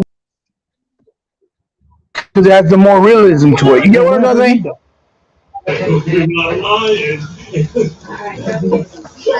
You understand what I mean? You get what I'm saying? Yeah. It's like when you play Crazy Taxi, but without the arcadey feel. It has a more like realistic feel. Well, You know what I mean? It's something like that, but with the realism. Oh, and they had that game before from Sega in the arcade where you drove a bus and shit. yeah, man, But now there's a bunch. that's just amazing. Where they have now a bunch of bus simulators as well too. Hey, Rock, what do you think about the PlayStation's SSD prices, man? Ain't that some crazy shit, homie? What's going on with that shit over there now? Man, Oh boy, tell him, Hebot. you don't know? You don't know, Eva? Oh man. I don't follow what goes on over there. I don't care Oh, what you goes gotta on hear over what there. prices are, man. These prices are I have put the link with the article. E-Rock, you didn't see it? Huh? I have put the link with the article. You didn't see it? No, I didn't. I'm sorry. I missed it. Why would I Oh see man. it? My thing is, y'all wanted that misery over there, so y'all deal with it. I'm good. Well, check it out. Y'all deal with the fucking $30 remaster, and y'all deal with the fucking $2,000 for a fucking SSD replacement. Y'all deal with all that shit over there. Well, what they did is it's a third party, right? That's doing it. But since it's internal, I guess it's built the way they built like a PC part, right? So you have to. It has to have like a. First of all, it has to have a built-in FreeSync because some people are getting some and putting putting it in, and it doesn't have FreeSync, and so it's messing up the consoles. And Sony already came out with a freaking article saying, "Oh, we have nothing to do with that. You do it at your own risk." Wow. Cleaning their hands. Wow. But check this out. The prices, because I guess the way it had to be built, for 5 gigs, right? For 5 gigs of SSD is like I think it's like $199. Then for the one that's 1 terabyte like Xbox is $280, right? Then they did one that's I believe is 2 terabytes. That one's like $600, and then there's one that's 4 terabytes that's over $1,000. Wow. Like some crazy amount of numbers, like retarded expensive. Wow. And yet you don't see all these articles talking about it. No, of course not. That's what I was saying. That was Microsoft, boy. They would have had like 100 articles already and thousands of videos talking shit. Oh, look, Microsoft robbing people. The conspiracies are always. But since it's Sony, everybody's like, we don't see nothing. What are you talking about? Remember how the motherfuckers was crying last year about fucking Xbox Live going up, and I was like, "Are you even going to miss that $1 a week or that $1 a month, whatever the fuck it was?" So I want to say everybody, bitch. Look, man. Basically, the entire gaming community been called out. Everybody's been called out, right? We know who the frauds are now. We know who the legit people are now. We know who the frauds are, even in our own community. Yeah, I mean, the motherfuckers that wasn't out there like me and Hebot and Mr. 100 on these streets fighting this fucking fight. Now everybody want to reap the benefits.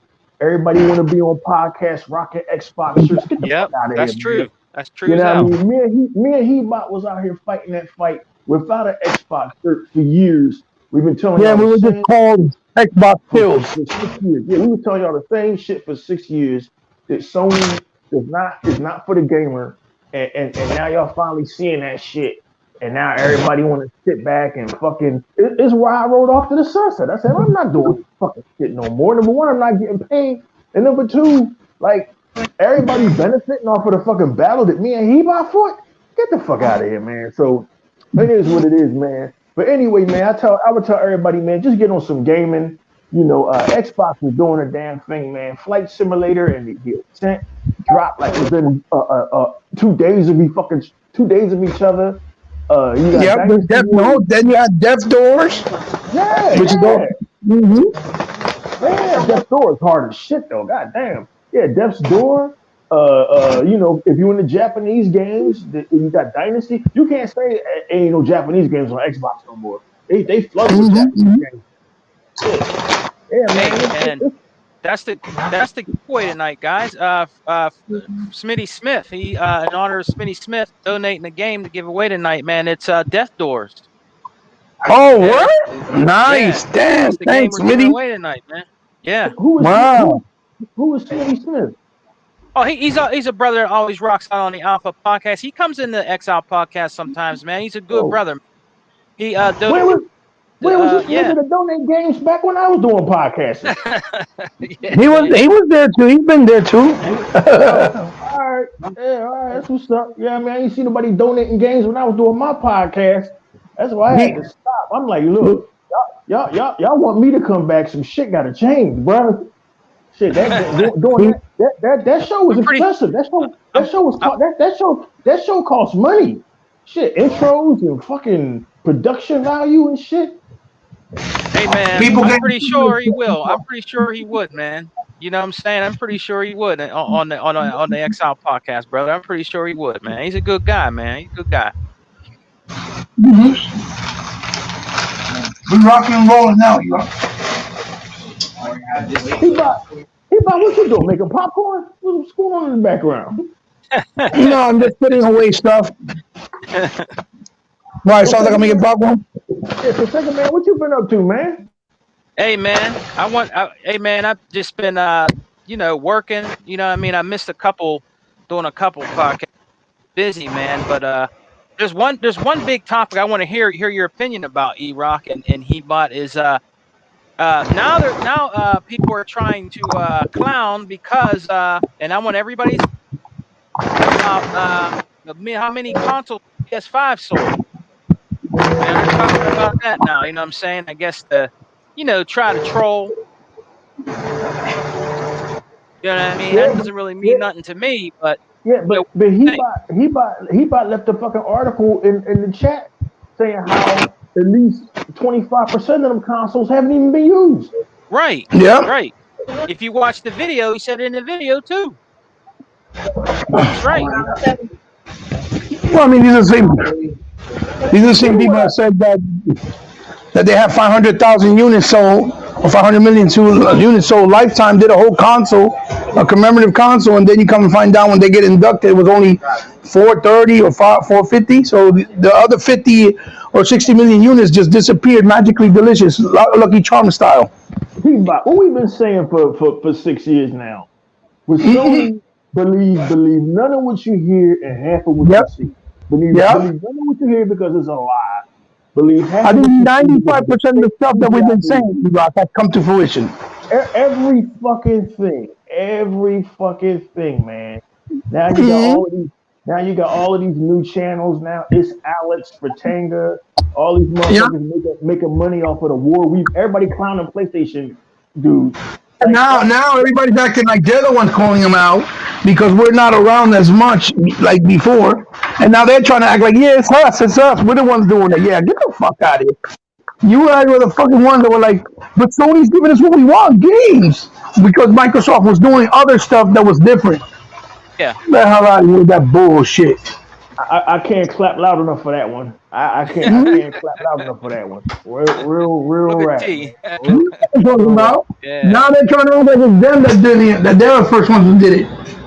You know, trying to act like they're the one. Oh yeah, it's us. No, dude, it's the people that you don't see around anymore as much as the ones that were doing it. Get out of here with that. Hey, E-Rock. Yo. Shut up. Oh God. There goes Tuck. Where that nigga broadcasted from? The I haven't said that to you in a long time. So where have you been, old man? Man, you sound like you in a church cellar. Get up to the damn microphone, man. What you Oh shit. Now, let me tell you right now. I've been good so far. So what y'all talking about? I've been good. You know I'm just messing with you. Yeah, I know. E-Rock, how you been doing, man?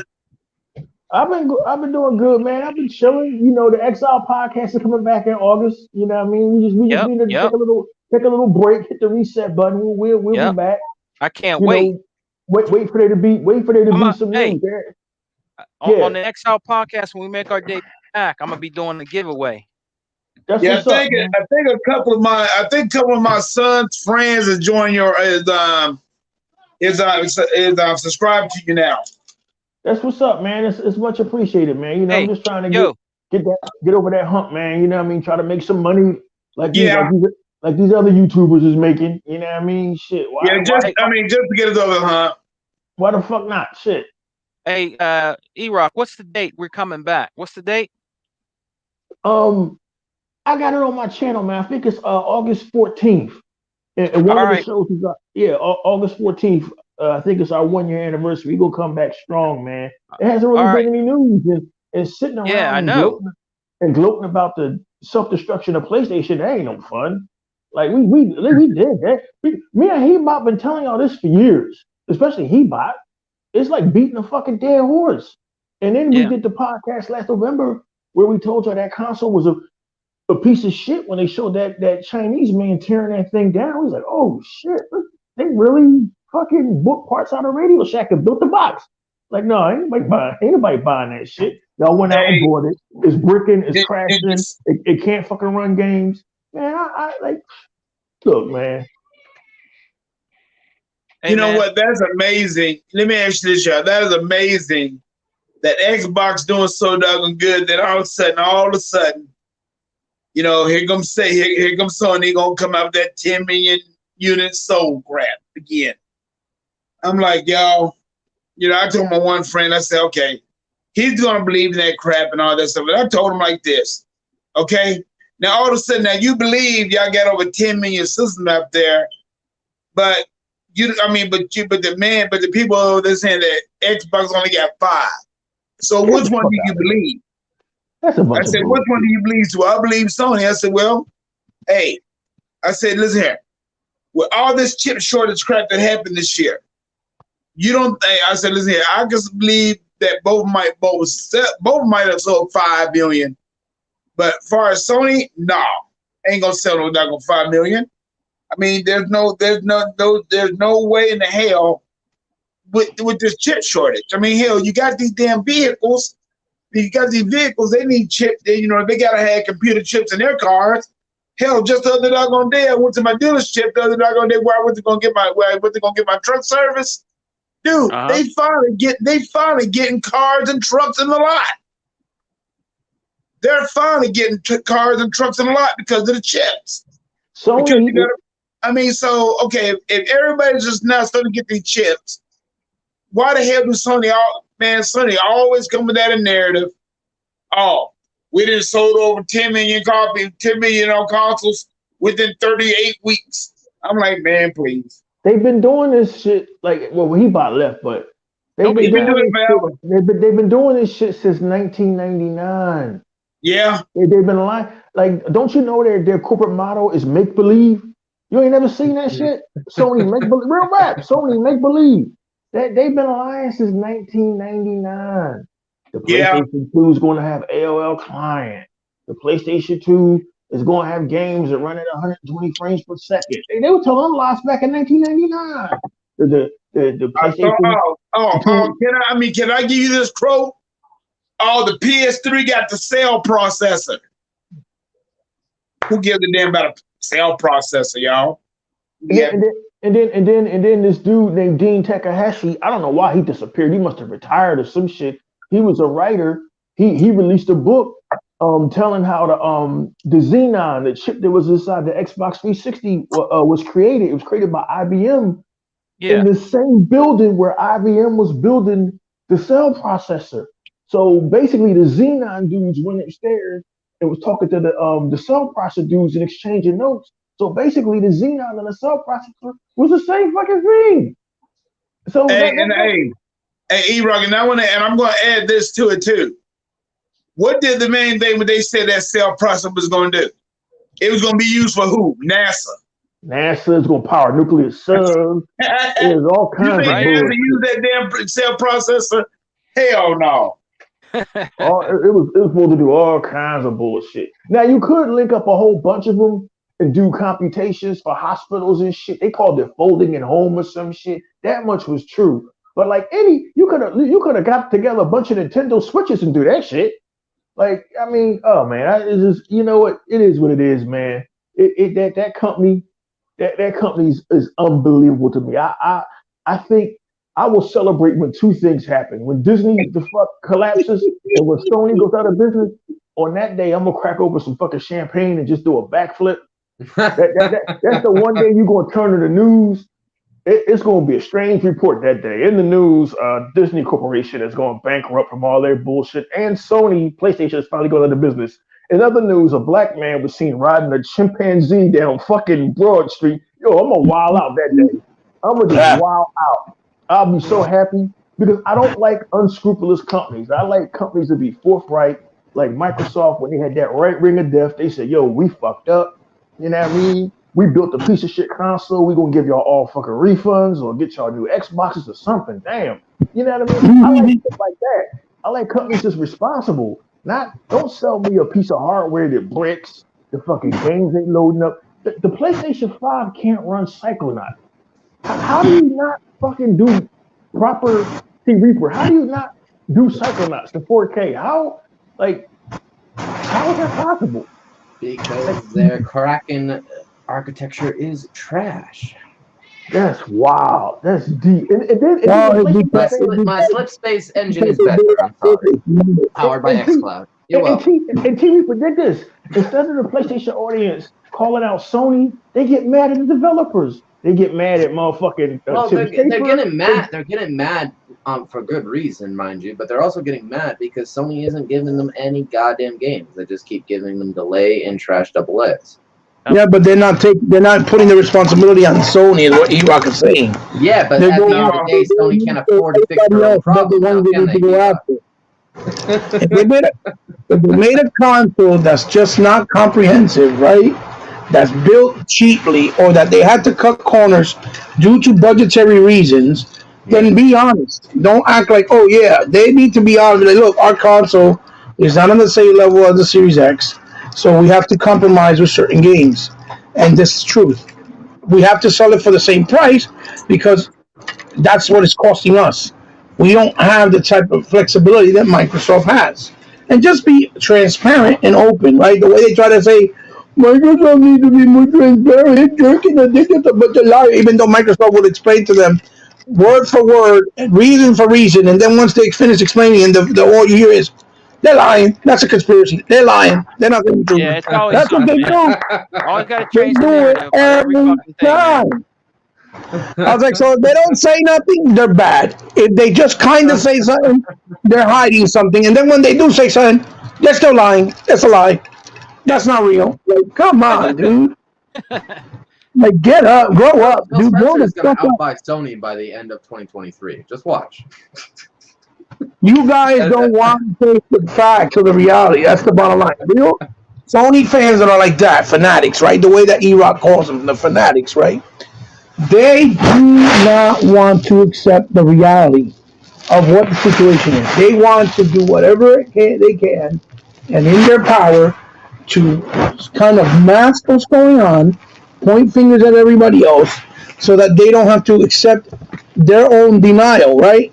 With themselves, that we chose the console thinking it was going to be better, thinking it was going to be just like PS4, we were going to get games after game all the time or more frequently, and instead it's actually worse. This is the PS3 all over again as far as the performance and what's going on. The only difference is people are still buying the console because the hype of PS4, basically traveled over to this generation, right?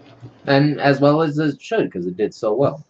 Right, but again, hype doesn't mean something was better or that the product was better. That just means it was popular. So because it was popular, everybody fell in for it. There's a lot of stupid people in this world, let me tell you. No, I believe you now. No, I believe you. You know what I mean? There's a lot of stupid people, so it's very easy to fall for the stupidity. Very easy.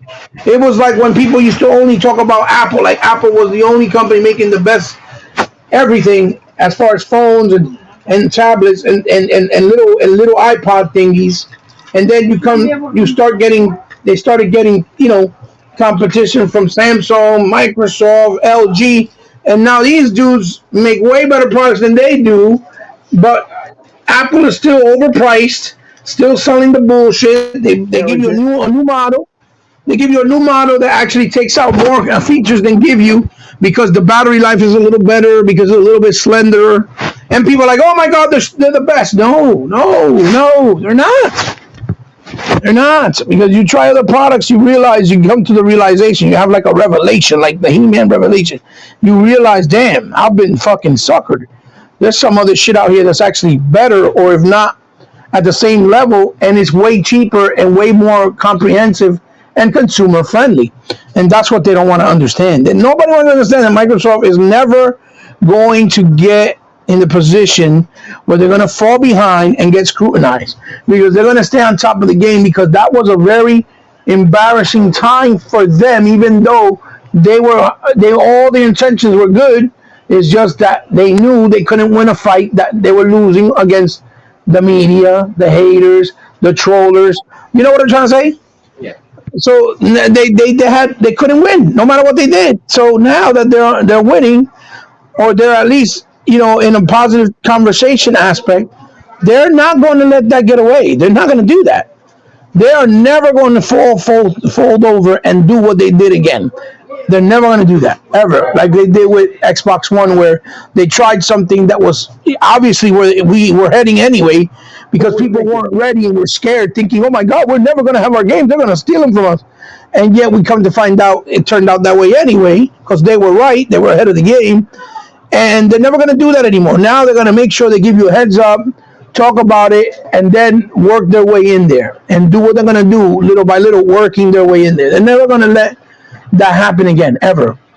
And that's what they can't stand. They know it. The people that are haters of Xbox, they know that it's never going to be the same anymore with Microsoft.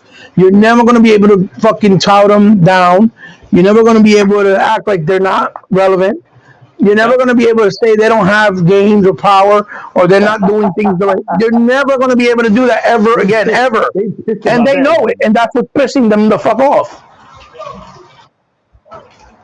Yep, because they want to keep You know that what I mean? dumbass narrative going. Stupid. Yeah, and then the funny thing is, let's now they want to be like, why can't we just game? Stop making it a console war. That's the new one. That's the new one, E-Rock. Every day I see it now on Twitter. Come on, man. We just need to talk about gaming. Fuck the console war. Yeah? Why y'all didn't have that same energy in 2013 during the whole generation of Xbox? No, fuck that. We're not gonna let it go. It's in 2005, man. Yeah, we're not gonna let that shit go. Fuck you. Now you're gonna get a taste of your own medicine. We're not letting that shit go. You don't like it? Too bad. There's a difference between console warring and calling out bullshit. And all we ever did was call out bullshit. Just most of these motherfuckers were too slow to figure it out. Yeah, that's the problem. That's facts. Fuck And this, most, we ain't taking a knee. most of these YouTubers was too fake to call it out. They was too worried about. Oh yeah, because they were worried about losing subscribers instead of being genuine. You know, hey, you know what, y'all? I watch this. Listen here. I want y'all to listen to this. When these developers start leaving Sony behind and everything and all that stuff, watch to see if they don't come out another console in 2 years. Maybe next year. Watch see. Because if this thing can just do half of what the Xbox can do, they're going to have to make another system. And you know how Sony will. They'll make another system. They'll make a system. But here's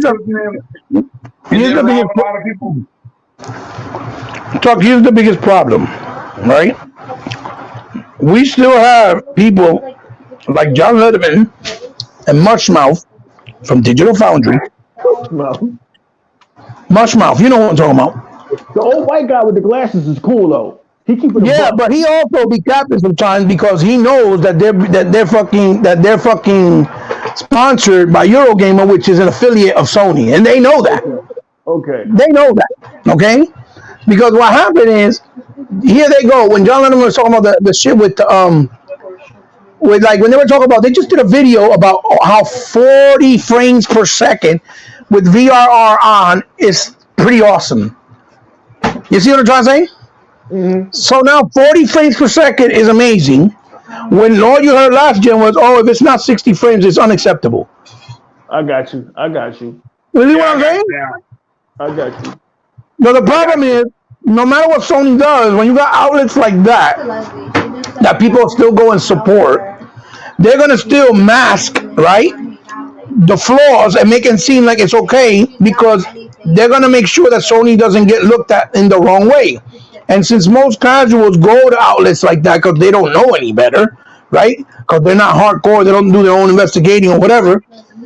Those fucking goddamn outlets keep feeding them what they want to hear, even if it's bogus or even if they're skewing it around in their ear.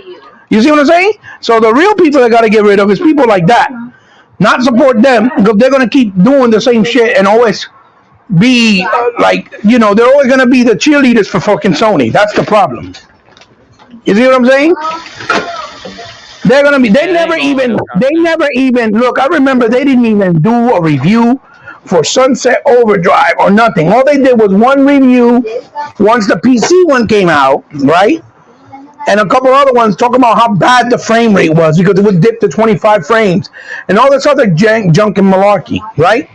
That's all they did. When the PC one came out, they're like, "Oh, look how the PC one is much better than the Xbox one, even though it's still a disappointment, but it's much better." Well, all they ever did is try to make Xbox look bad. Every time they talk about a game on Xbox that's on PC, they always compare it next to the PC at the same time so that they can make the PC one look superior and take it away from the Xbox. Now, when it's a game that's on PC from PlayStation, they always make sure that they review both of them separately. They always do that shit. You understand? They'll do one whole video for the Sony version, so they can glorify the Sony version the best way they can. Then they'll go do the PC version. Like, oh yeah, look, and this is the PC version. This is how compared. It's still not bad. The PlayStation 4 one is still pretty comparable. You get what I'm trying to say? Yeah, I got you. Well, it's always BS. So until those motherfuckers don't stop being supported by the actual community and casuals, so that doesn't happen. That bullshit's not gonna stop. Because they're always going to mask and cover up all the BS and all the negativity that's going on with Sony. Always. They're always going to, or even Nintendo for that matter. You know what I mean? Yeah. Also, you get a shout out for referencing Masters of the Universe Revelation. We got to talk about that at a later date. Mm-hmm. All right, Martin, man, I want to sit down and talk to you about it because that's another thing. All this fake outcry from these guys, like gamers and geeks and people that are calling themselves hardcore Masters of the Universe fans, like Clownfish TV, and they're skewing around everything that's being said and done, not only by Kevin Smith, but by the people that work at Netflix, and actually the show itself. It's completely skewing around, saying there's a bunch of LGBT preferences and clickbaiting. I was like, no, the fuck there isn't. There's nothing in that show. And if you look at it, anybody with a brain see that none of that is there. The problem with video game journalism and film journalism is been ruined by casuals and fanboys, and there's nobody doing the work. There's nobody doing the work. That's why I don't call myself a film critic. I'm a film reviewer. I don't call myself a game critic. I'm a game reviewer. If I tell you Flight Simulator is great, that's because I fucking played it. You know what I mean? So it's no. That's why I'm glad Adam Sessler is back. Because Adam Sessler, he is back. G4 TV is back. It's on YouTube. Like he just calls it like it is, man. He calls it like it is, and hopefully he won't start shilling himself out. But I think he's the last guy out there that has any integrity, because the guys that were supposed to have integrity, the crap gamers, the fucking saltiest gamers, they turned out to be frauds. The guys who were supposed to be the leaders of this community ended up not being the leaders of this community. The guys who were supposed to be the guys that call it straight down the middle ended up being the guys that called it straight down the middle. And the reason why guys like me and Hebot got tired and got exhausted, Sega man, is because we got tired of saying shit that everybody should have knew. We got tired of doing the research for everybody. Hebot got tired of doing the research for everybody. Like, how many times can this dude go and review a PlayStation game and tell you that Spider-Man plays just like the fucking Spider-Man that came out in 2015? How many times can Hebot keep doing this? Like, when are these gamers going to do their own fucking research? Like, you got these idiots now. Flight Simulator isn't a game. Bus Simulator isn't a game. A game is something that you play to take yourself out of reality and enjoy yourself for a couple of hours, right? It's not just something that you pick up and beat. If your whole thought process is, I'll pick up a game to beat it, then, gaming is something different for everybody, but it's nobody out here just doing this shit for the love of this shit anymore. You know, they trying to gain some advantage or trying to kiss sponsors' ass. And I'm all for getting paid, but I said a long time ago, I'm not going to sell out. I'm not going to dilute the E-Rock-X product. I'm going to be who I am. Hebot's been the same way. But, like, you know, how long can Hebot keep doing the research for y'all? Like I said a long time ago, I'm not going to fucking do it. If you're going to be sleep, stay sleep. Go ahead and buy you a fucking PlayStation. Go on and buy you that fucking Switch. It's only at fucking just now getting to fucking what's it? They got an OLED screen now. This shit still can't run games. Hey, look, man. Look, stay asleep. I'm not gonna fucking wake you up and tell you the Xbox is the best spot. I hope you never fucking find out. Just watch my videos and be like, damn, this nigga is flying around in West Philly. How come I can't do that on my box? Sorry. Hey, go buy Xbox. But E-Rock, when he a lot of those dudes on PlayStation, they're like that. They're the type of dudes that are like a man that has another man come over, fuck his wife in front of him, and he's holding her hair while he's fucking her for him. That's the type of dude. That's the type of dude they are, bro. That's just crazy. Like, oh yeah, fuck my wife a little bit better. That's okay. Like what? Like, you're bugging. But does the research? They call him a liar. They don't believe him. You know what I mean? He does the research. You know what I'm saying? I mean, they call him a liar. No, you're lying. It's not true. They don't believe him. But it's facts. I'm gonna give you an example. T, you know, because you've seen it on Twitter. There's rumors and rambling going on already that Horizon Zero Dawn might be delayed till next year, right? Mm-hmm. I said that like 10 podcasts ago on the Exile. I was like, Horizon Zero Dawn is gonna get delayed. You're gonna see. Watch. I guarantee you. No, it's not. No, it's not. Now because Jason Schreier is saying it, it's gotta be real. There's gotta be some validity because Jason Schreier got connects. Nigga, you don't need connects. If you've been in gaming as long as we have, and you know the history, and you see their pattern of how they do business, you know what they're gonna do. I've been telling all you motherfuckers since day one how they're gonna do things, and that's exactly how it happened. I don't need no connect. I don't talk to Phil Spencer. I just know Sony. I know how they are. Yeah. Like, how stupid can you fucking be? Open your eyes. Why? All you gotta do is open your eyes. Wait a minute. Why Hebot? Why are you and E-Rock so angry? We not angry. Hebot just been spitting facts. I've been so at peace not being on Twitter. I've been so at peace not making fucking videos. And now, you know, and I'm not knocking these guys because I do watch their content. It's entertaining sometimes. It's Alex, Bratanga. They're just now, these white boys are just now realizing the lunacy of these PlayStation fanboys. 6 years too late. People, 6 years too late, Christopher. We've been calling this shit out when I started the E-Rock-X channel. Told y'all back in 2015 that these PlayStation fanboys were fucking lunatics then. So wait, in 2021, y'all motherfuckers just realizing these motherfuckers is crazy. Oh my god, I can't. I'm sorry, I can't. I can't do this no more. That's why I had to walk away. I said, wait a minute. They sleep.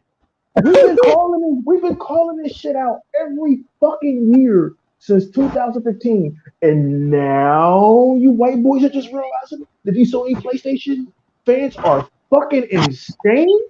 That they threaten developers. They threaten Jim Ryan, their own leader. They fucking threaten developers. They mad at Tim Schafer. Let's go to get Jim Ryan out. They mad at Flight Simulator for existing. They said Xbox got no games. They were Xbox got games. They got mad at Xbox. What? Oh God, fuck. You will lose brain cells doing this shit. Got mad about Starfield. Now Metacritic scores when they're positive don't count. Oh yeah. Now Metacritic scores don't count when they're positive. Metacritic that y'all lived and died by, it don't count now because hear this because you didn't see this either. Now the new one is the Metacritic score is positive, but it has only 20 or 30 critics, and it doesn't have more than 100. Now it don't count. Oh, that's because people ain't playing it. I was like, motherfuckers been playing it on PC for over a year. And even on PC, it's a high Metacritic.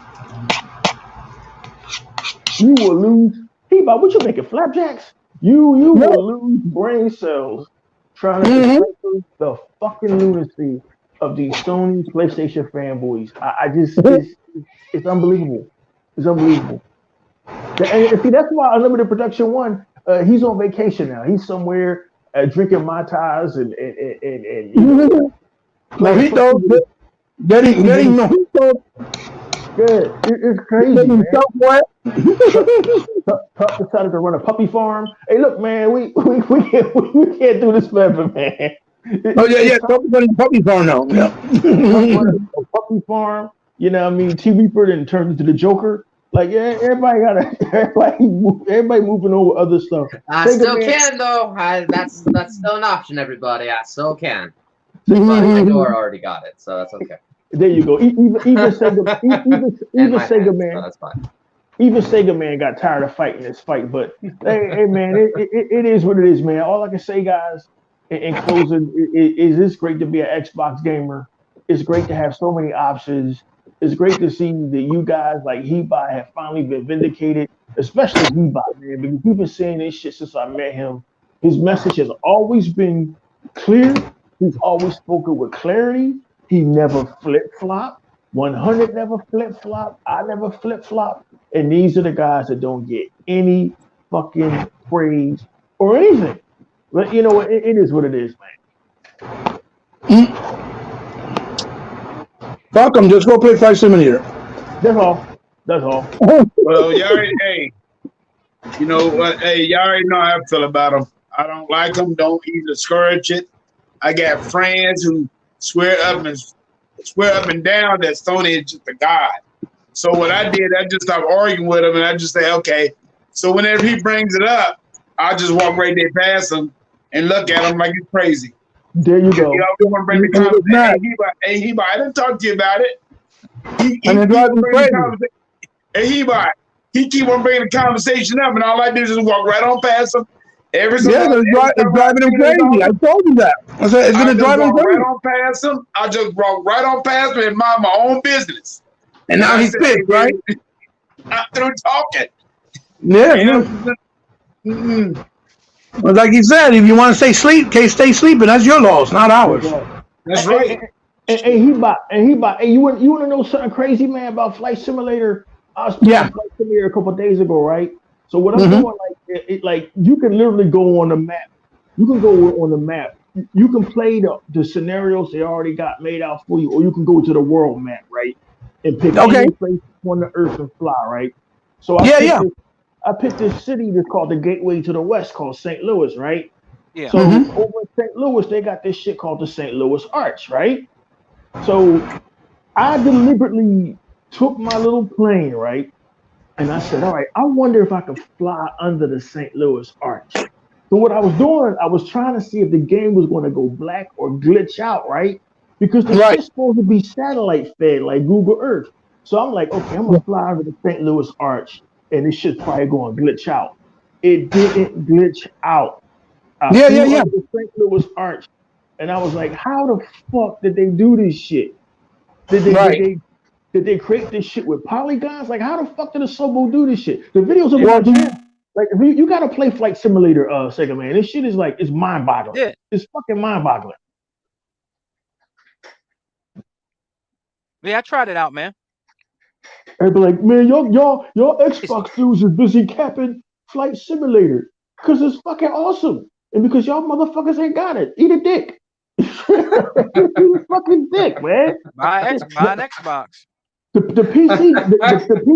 PC dudes was telling us last year, like Heba said, they were telling us the shit was awesome last year, and Xbox was like, it's coming to Xbox, it's coming to Xbox. I've been waiting for this shit since last year. It lives up to the fucking hype. It lives up to the fucking. I flew under the goddamn St. Louis Arch. Goddamn it, that's some fucking wizardry. You know, the shit was supposed to glitch out and it didn't glitch out. So that means that Asobo Studios actually built all of them assets in the game. You understand what I'm saying? Like, I don't know how the fuck he did that shit, man.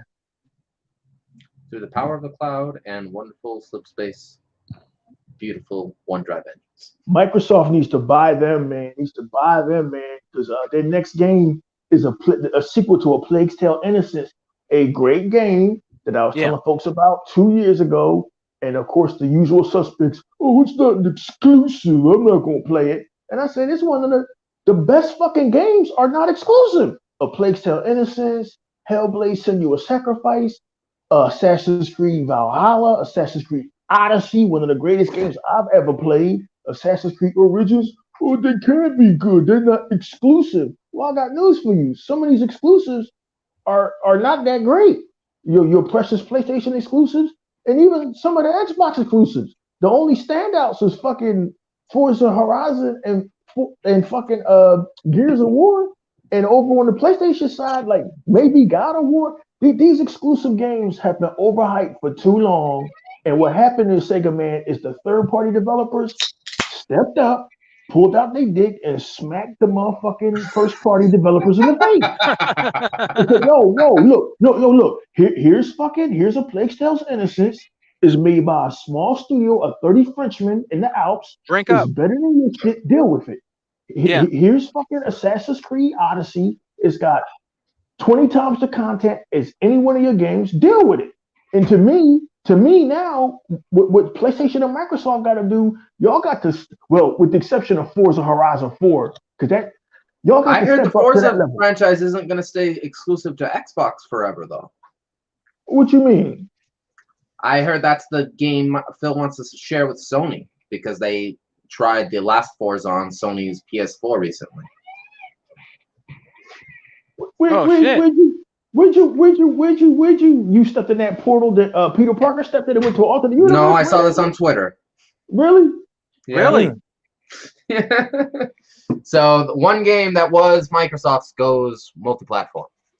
No, I don't believe that shit. Yeah, Is it but Horizon? that one is going to be the Forza franchise because that's what they tried with the recent last released Forza game. Then they gave it to the PS4 to see if it would work. Apparently it did. So Is it Horizon? but I don't know whether it's going to be your Forza 7. We shall see. I don't think Phil is that dumb. You need to keep your shit on your box in the PC, bro. Let the motherfuckers. And he will. He's just going to now share it with Sony and make more money.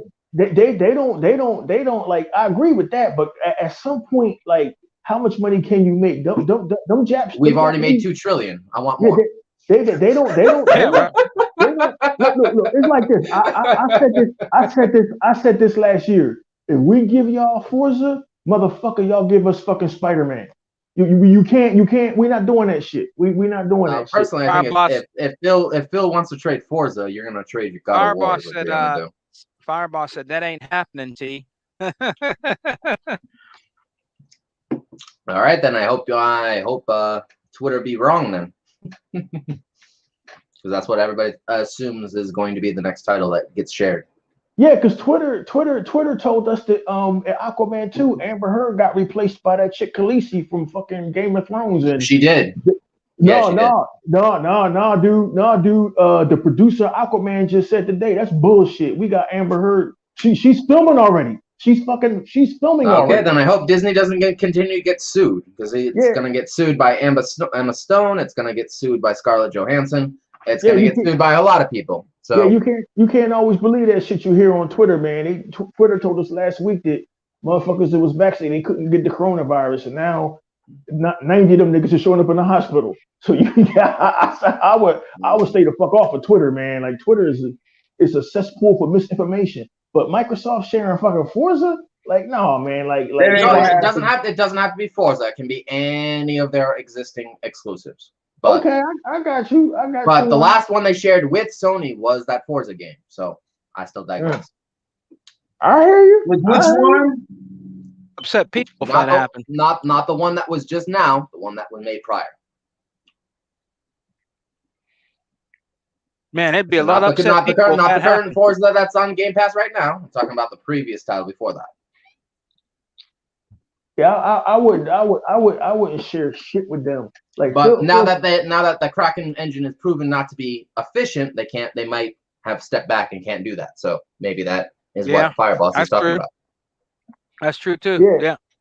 Because Phil, like if you notice, Phil, the last couple of years, he was pro all of that. You know, man, let's all be friends. Let's all kumbaya, my lord. He made that dumbass deal with Nintendo. and then they backed that shit down. Said there will be no more deals with Nintendo. See, that was between Phil and Reggie Fils-Aimé. And when Reggie Fils-Aimé left to go to GameStop, all of that shit came to a motherfucking end.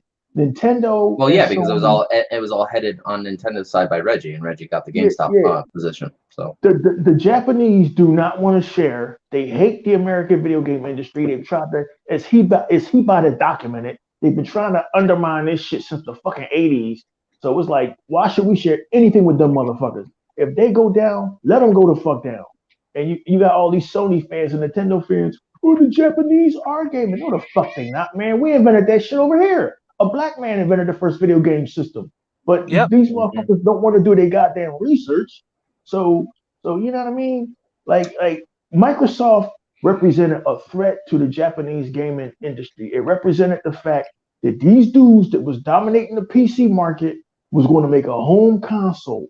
And they've been out to fuck Xbox over since day one, but something miraculous happened. Xbox turned into a $575 billion company backed by $1 trillion company, and now everybody's like, oh, $2 trillion.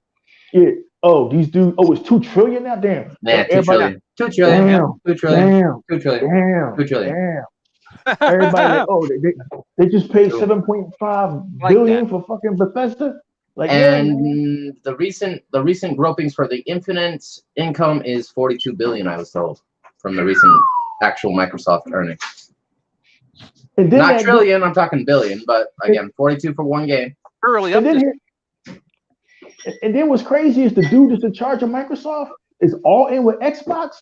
Sanjay Nadella, But Satya wants to share our wonderful vision of Game for All on all devices that he can get his hands on. And if he can pay you to buy your company, he'll do that. But Sony is Sony, so that's a different story. Yeah, they going to go down in flames, and I say let them. And I know Tucker's with me on this one. I say let them go down in flames, right, Tuck? Because now Satya is going to tag Steam and Xbox on all appropriate games. So you're Tuck, gonna have you're gonna have your Halo Infinite server share with Steam, for example, this year. Tuck probably had to go out to the kennels real fast and check. No, I'm still here. Oh, there you go. Right. Okay, what you eating? No, I'm just looking at certain things on the Xbox. Well, check it out. We're gonna get ready and close out the Alpha Show, man. We got a giveaway tonight.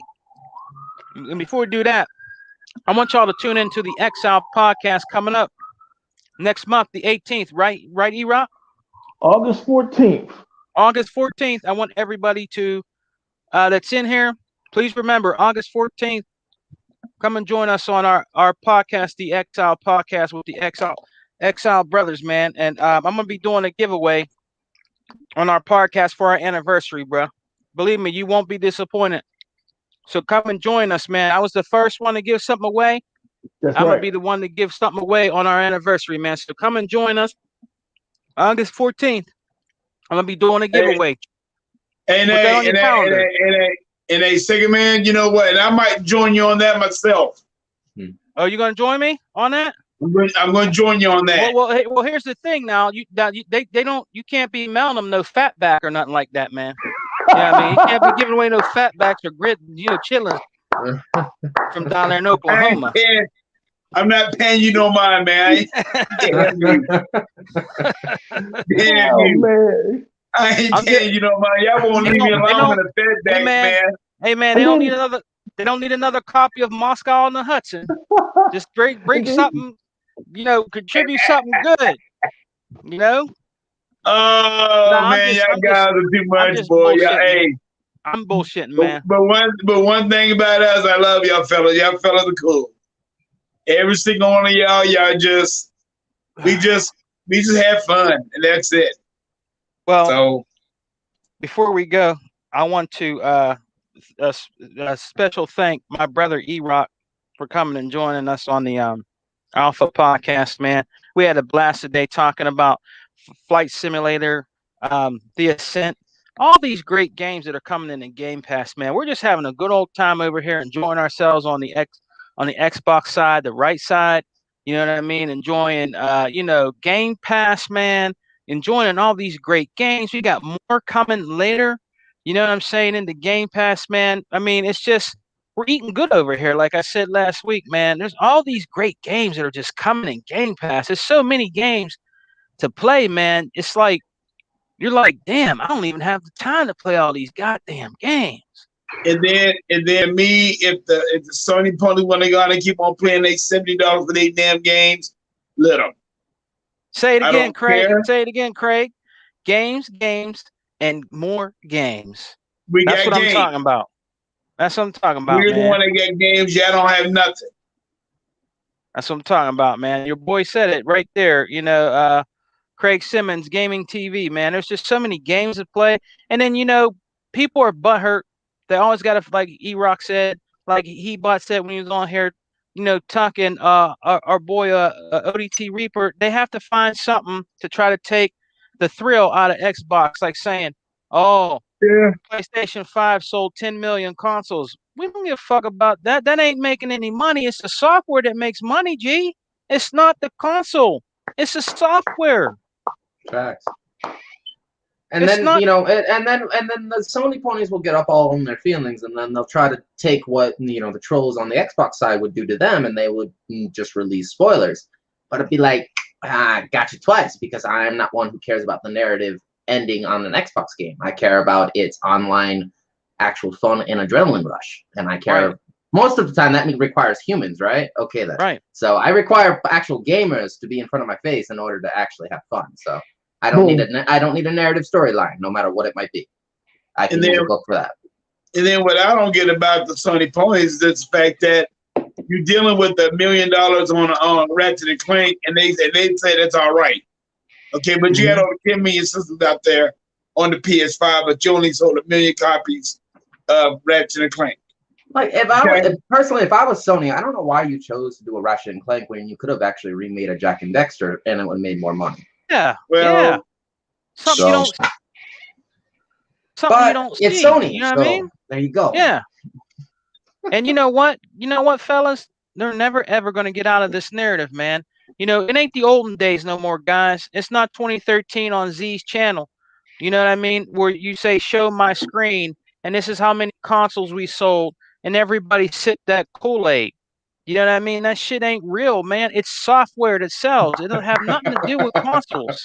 It has nothing to do with consoles, man. It doesn't, because all Xbox games is on your PC now. It's on your laptop. It's on your phone. It's on their Xbox systems. It's everywhere right now. It's gonna they're gonna make a little thing where you just plug it into your TV. That's just the way. That's just gaming now. Imagine you can take your Xbox Game Pass wherever you choose to vacate. So if you choose to buy a vacation spot in Hawaii, you take your thumb drive filled with your Game Pass Ultimate add-on. Right. You plug it into that TV in that hotel, and boom, Xbox back on vacation. Yep. Yeah. Well, don't forget this, y'all. They don't forget this. I think they get ready to start doing that. I think they get start putting them some of these TVs and all that stuff. Yeah, they probably are. You know what I'm saying? So, on that note, guys, there's no more saying that we don't got no games. They can't say that no more. So now the narrative is that they're starting to just say other stuff about how many consoles are talking about how our exclusives are not coming out yet. Just different all type of things that they're trying to make up now, man. That shit is old. That shit is real old, and it's real tired.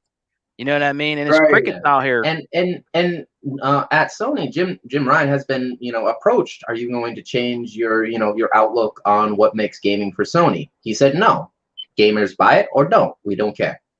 Buy it or just don't. Wow. Man, that's really telling your consumers something, isn't it? Yeah. Whereas Phil is the exact opposite. So that's E-Rock. Hey, E-Rock, I haven't heard from you so long. I thought I was gonna put an Amber Alert on your ass. Oh man. Shit. Man, but our brother is here. I'm glad E-Rock joined us today, but we're doing a giveaway right now. I am glad to. We're going to do a giveaway right now, guys. So I want the panel, if you can, guys, if you want to pick somebody, please. They're going to be getting gifted the game. What is it? Death. What was it? Death. I forgot the name of it. Death's Door. Yeah. We're going to be gifting that game, and I'm hearing it's a great game. This is from Smitty Smith. Salute to Smitty Smith. He probably couldn't be here because I started late.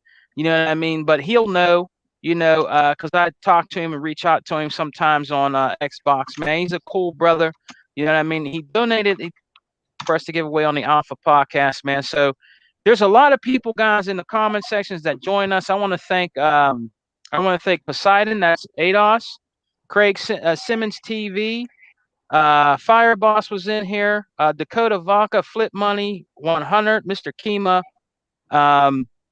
Let me see who else real quick, guys. Ray Sean was in here. We haven't seen Ray Sean in a while. He was in there. Kilo Chauvin 82, a good brother that rocks out with us, man. You know what I mean? And who else was in here? I haven't seen Peltrex in there. I don't know what happened to him, man. But yeah, if there's any one of those brothers, guys, good brothers that joined us today on the show, you guys, if you want, who do you think Stone King X? He was another one that was in here. Stone King X, thank you for coming by, brother. So if there's anybody in here, guys, that you would like to me to gift a game to, just think for a moment and let me know who you want me to gift it to, and I'll give them my information.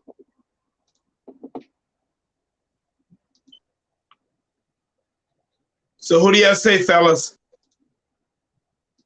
Oh man, that's your decision. I'm just a guest here. Let T Reaper decide. No, you ain't no. You're my brother. You ain't no guest. No, here, you man. ain't never a guest.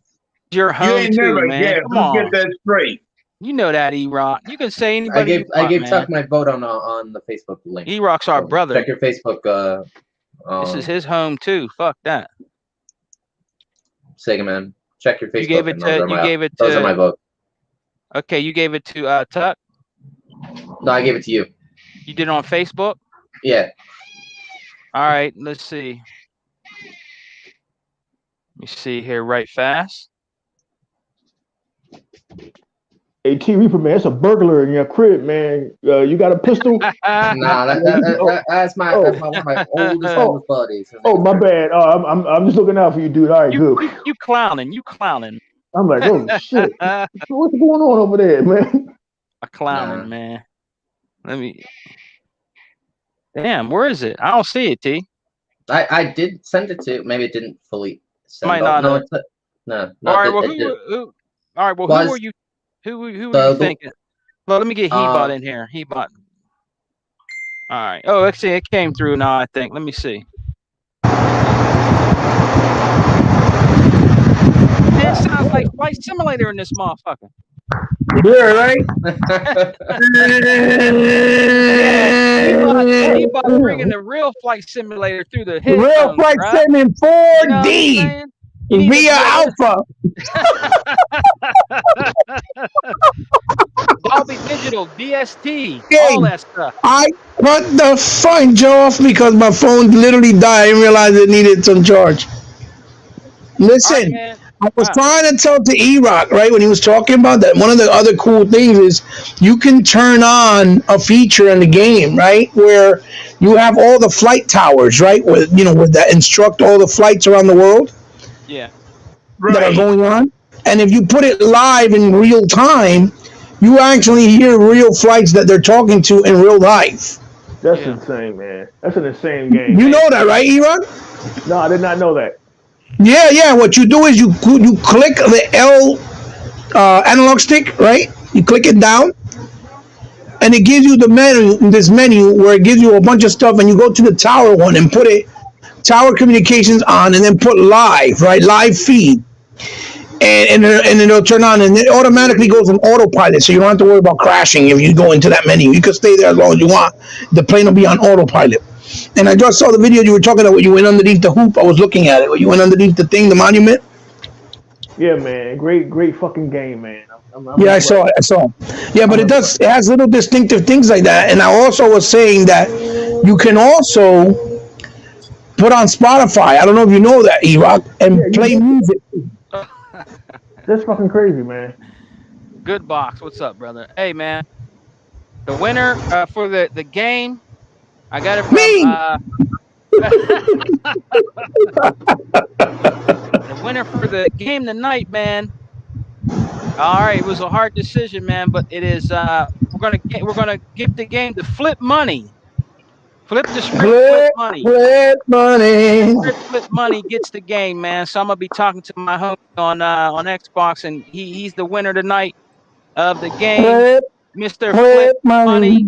Flip the script, Flip Money's the winner. So I'm gonna be and here's another thing. I made a mistake, y'all. You know, Smitty Smith sent me the game the first time, right? And my dumb ass, damn, what I did is I pushed the wrong button and I got the game. I'm like, shit. So I had to call him back on here and said, man, I'm sorry, man. Can you send me another code? He sent me another code, so I owe him one.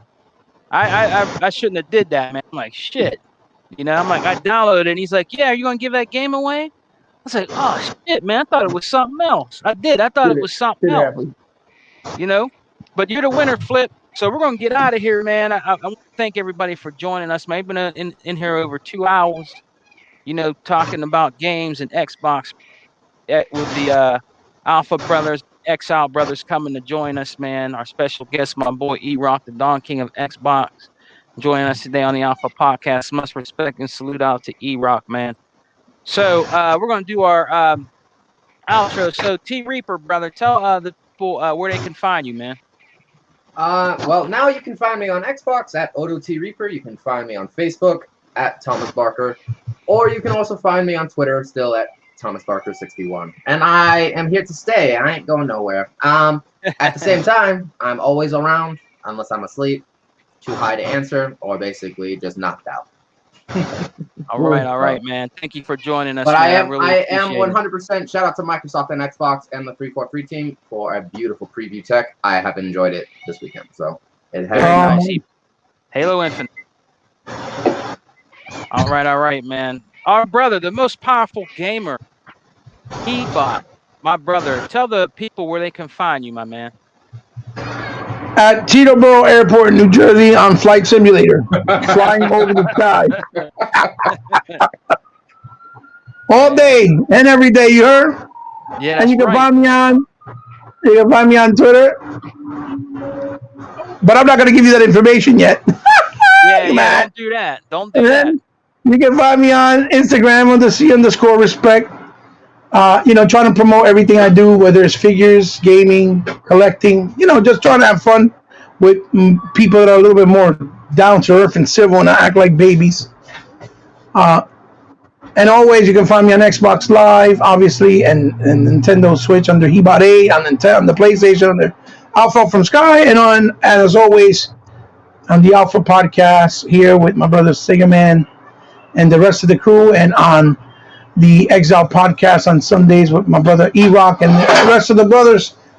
And when I do We Got Next, or when I get invited to, you know, do something with Sega Forever or 100 over there at Intro Media with Xbox Out No Games. That's it.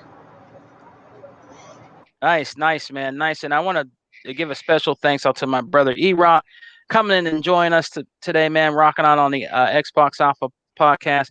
E-Rock, the Don Box, man. Where can they find you, my brother?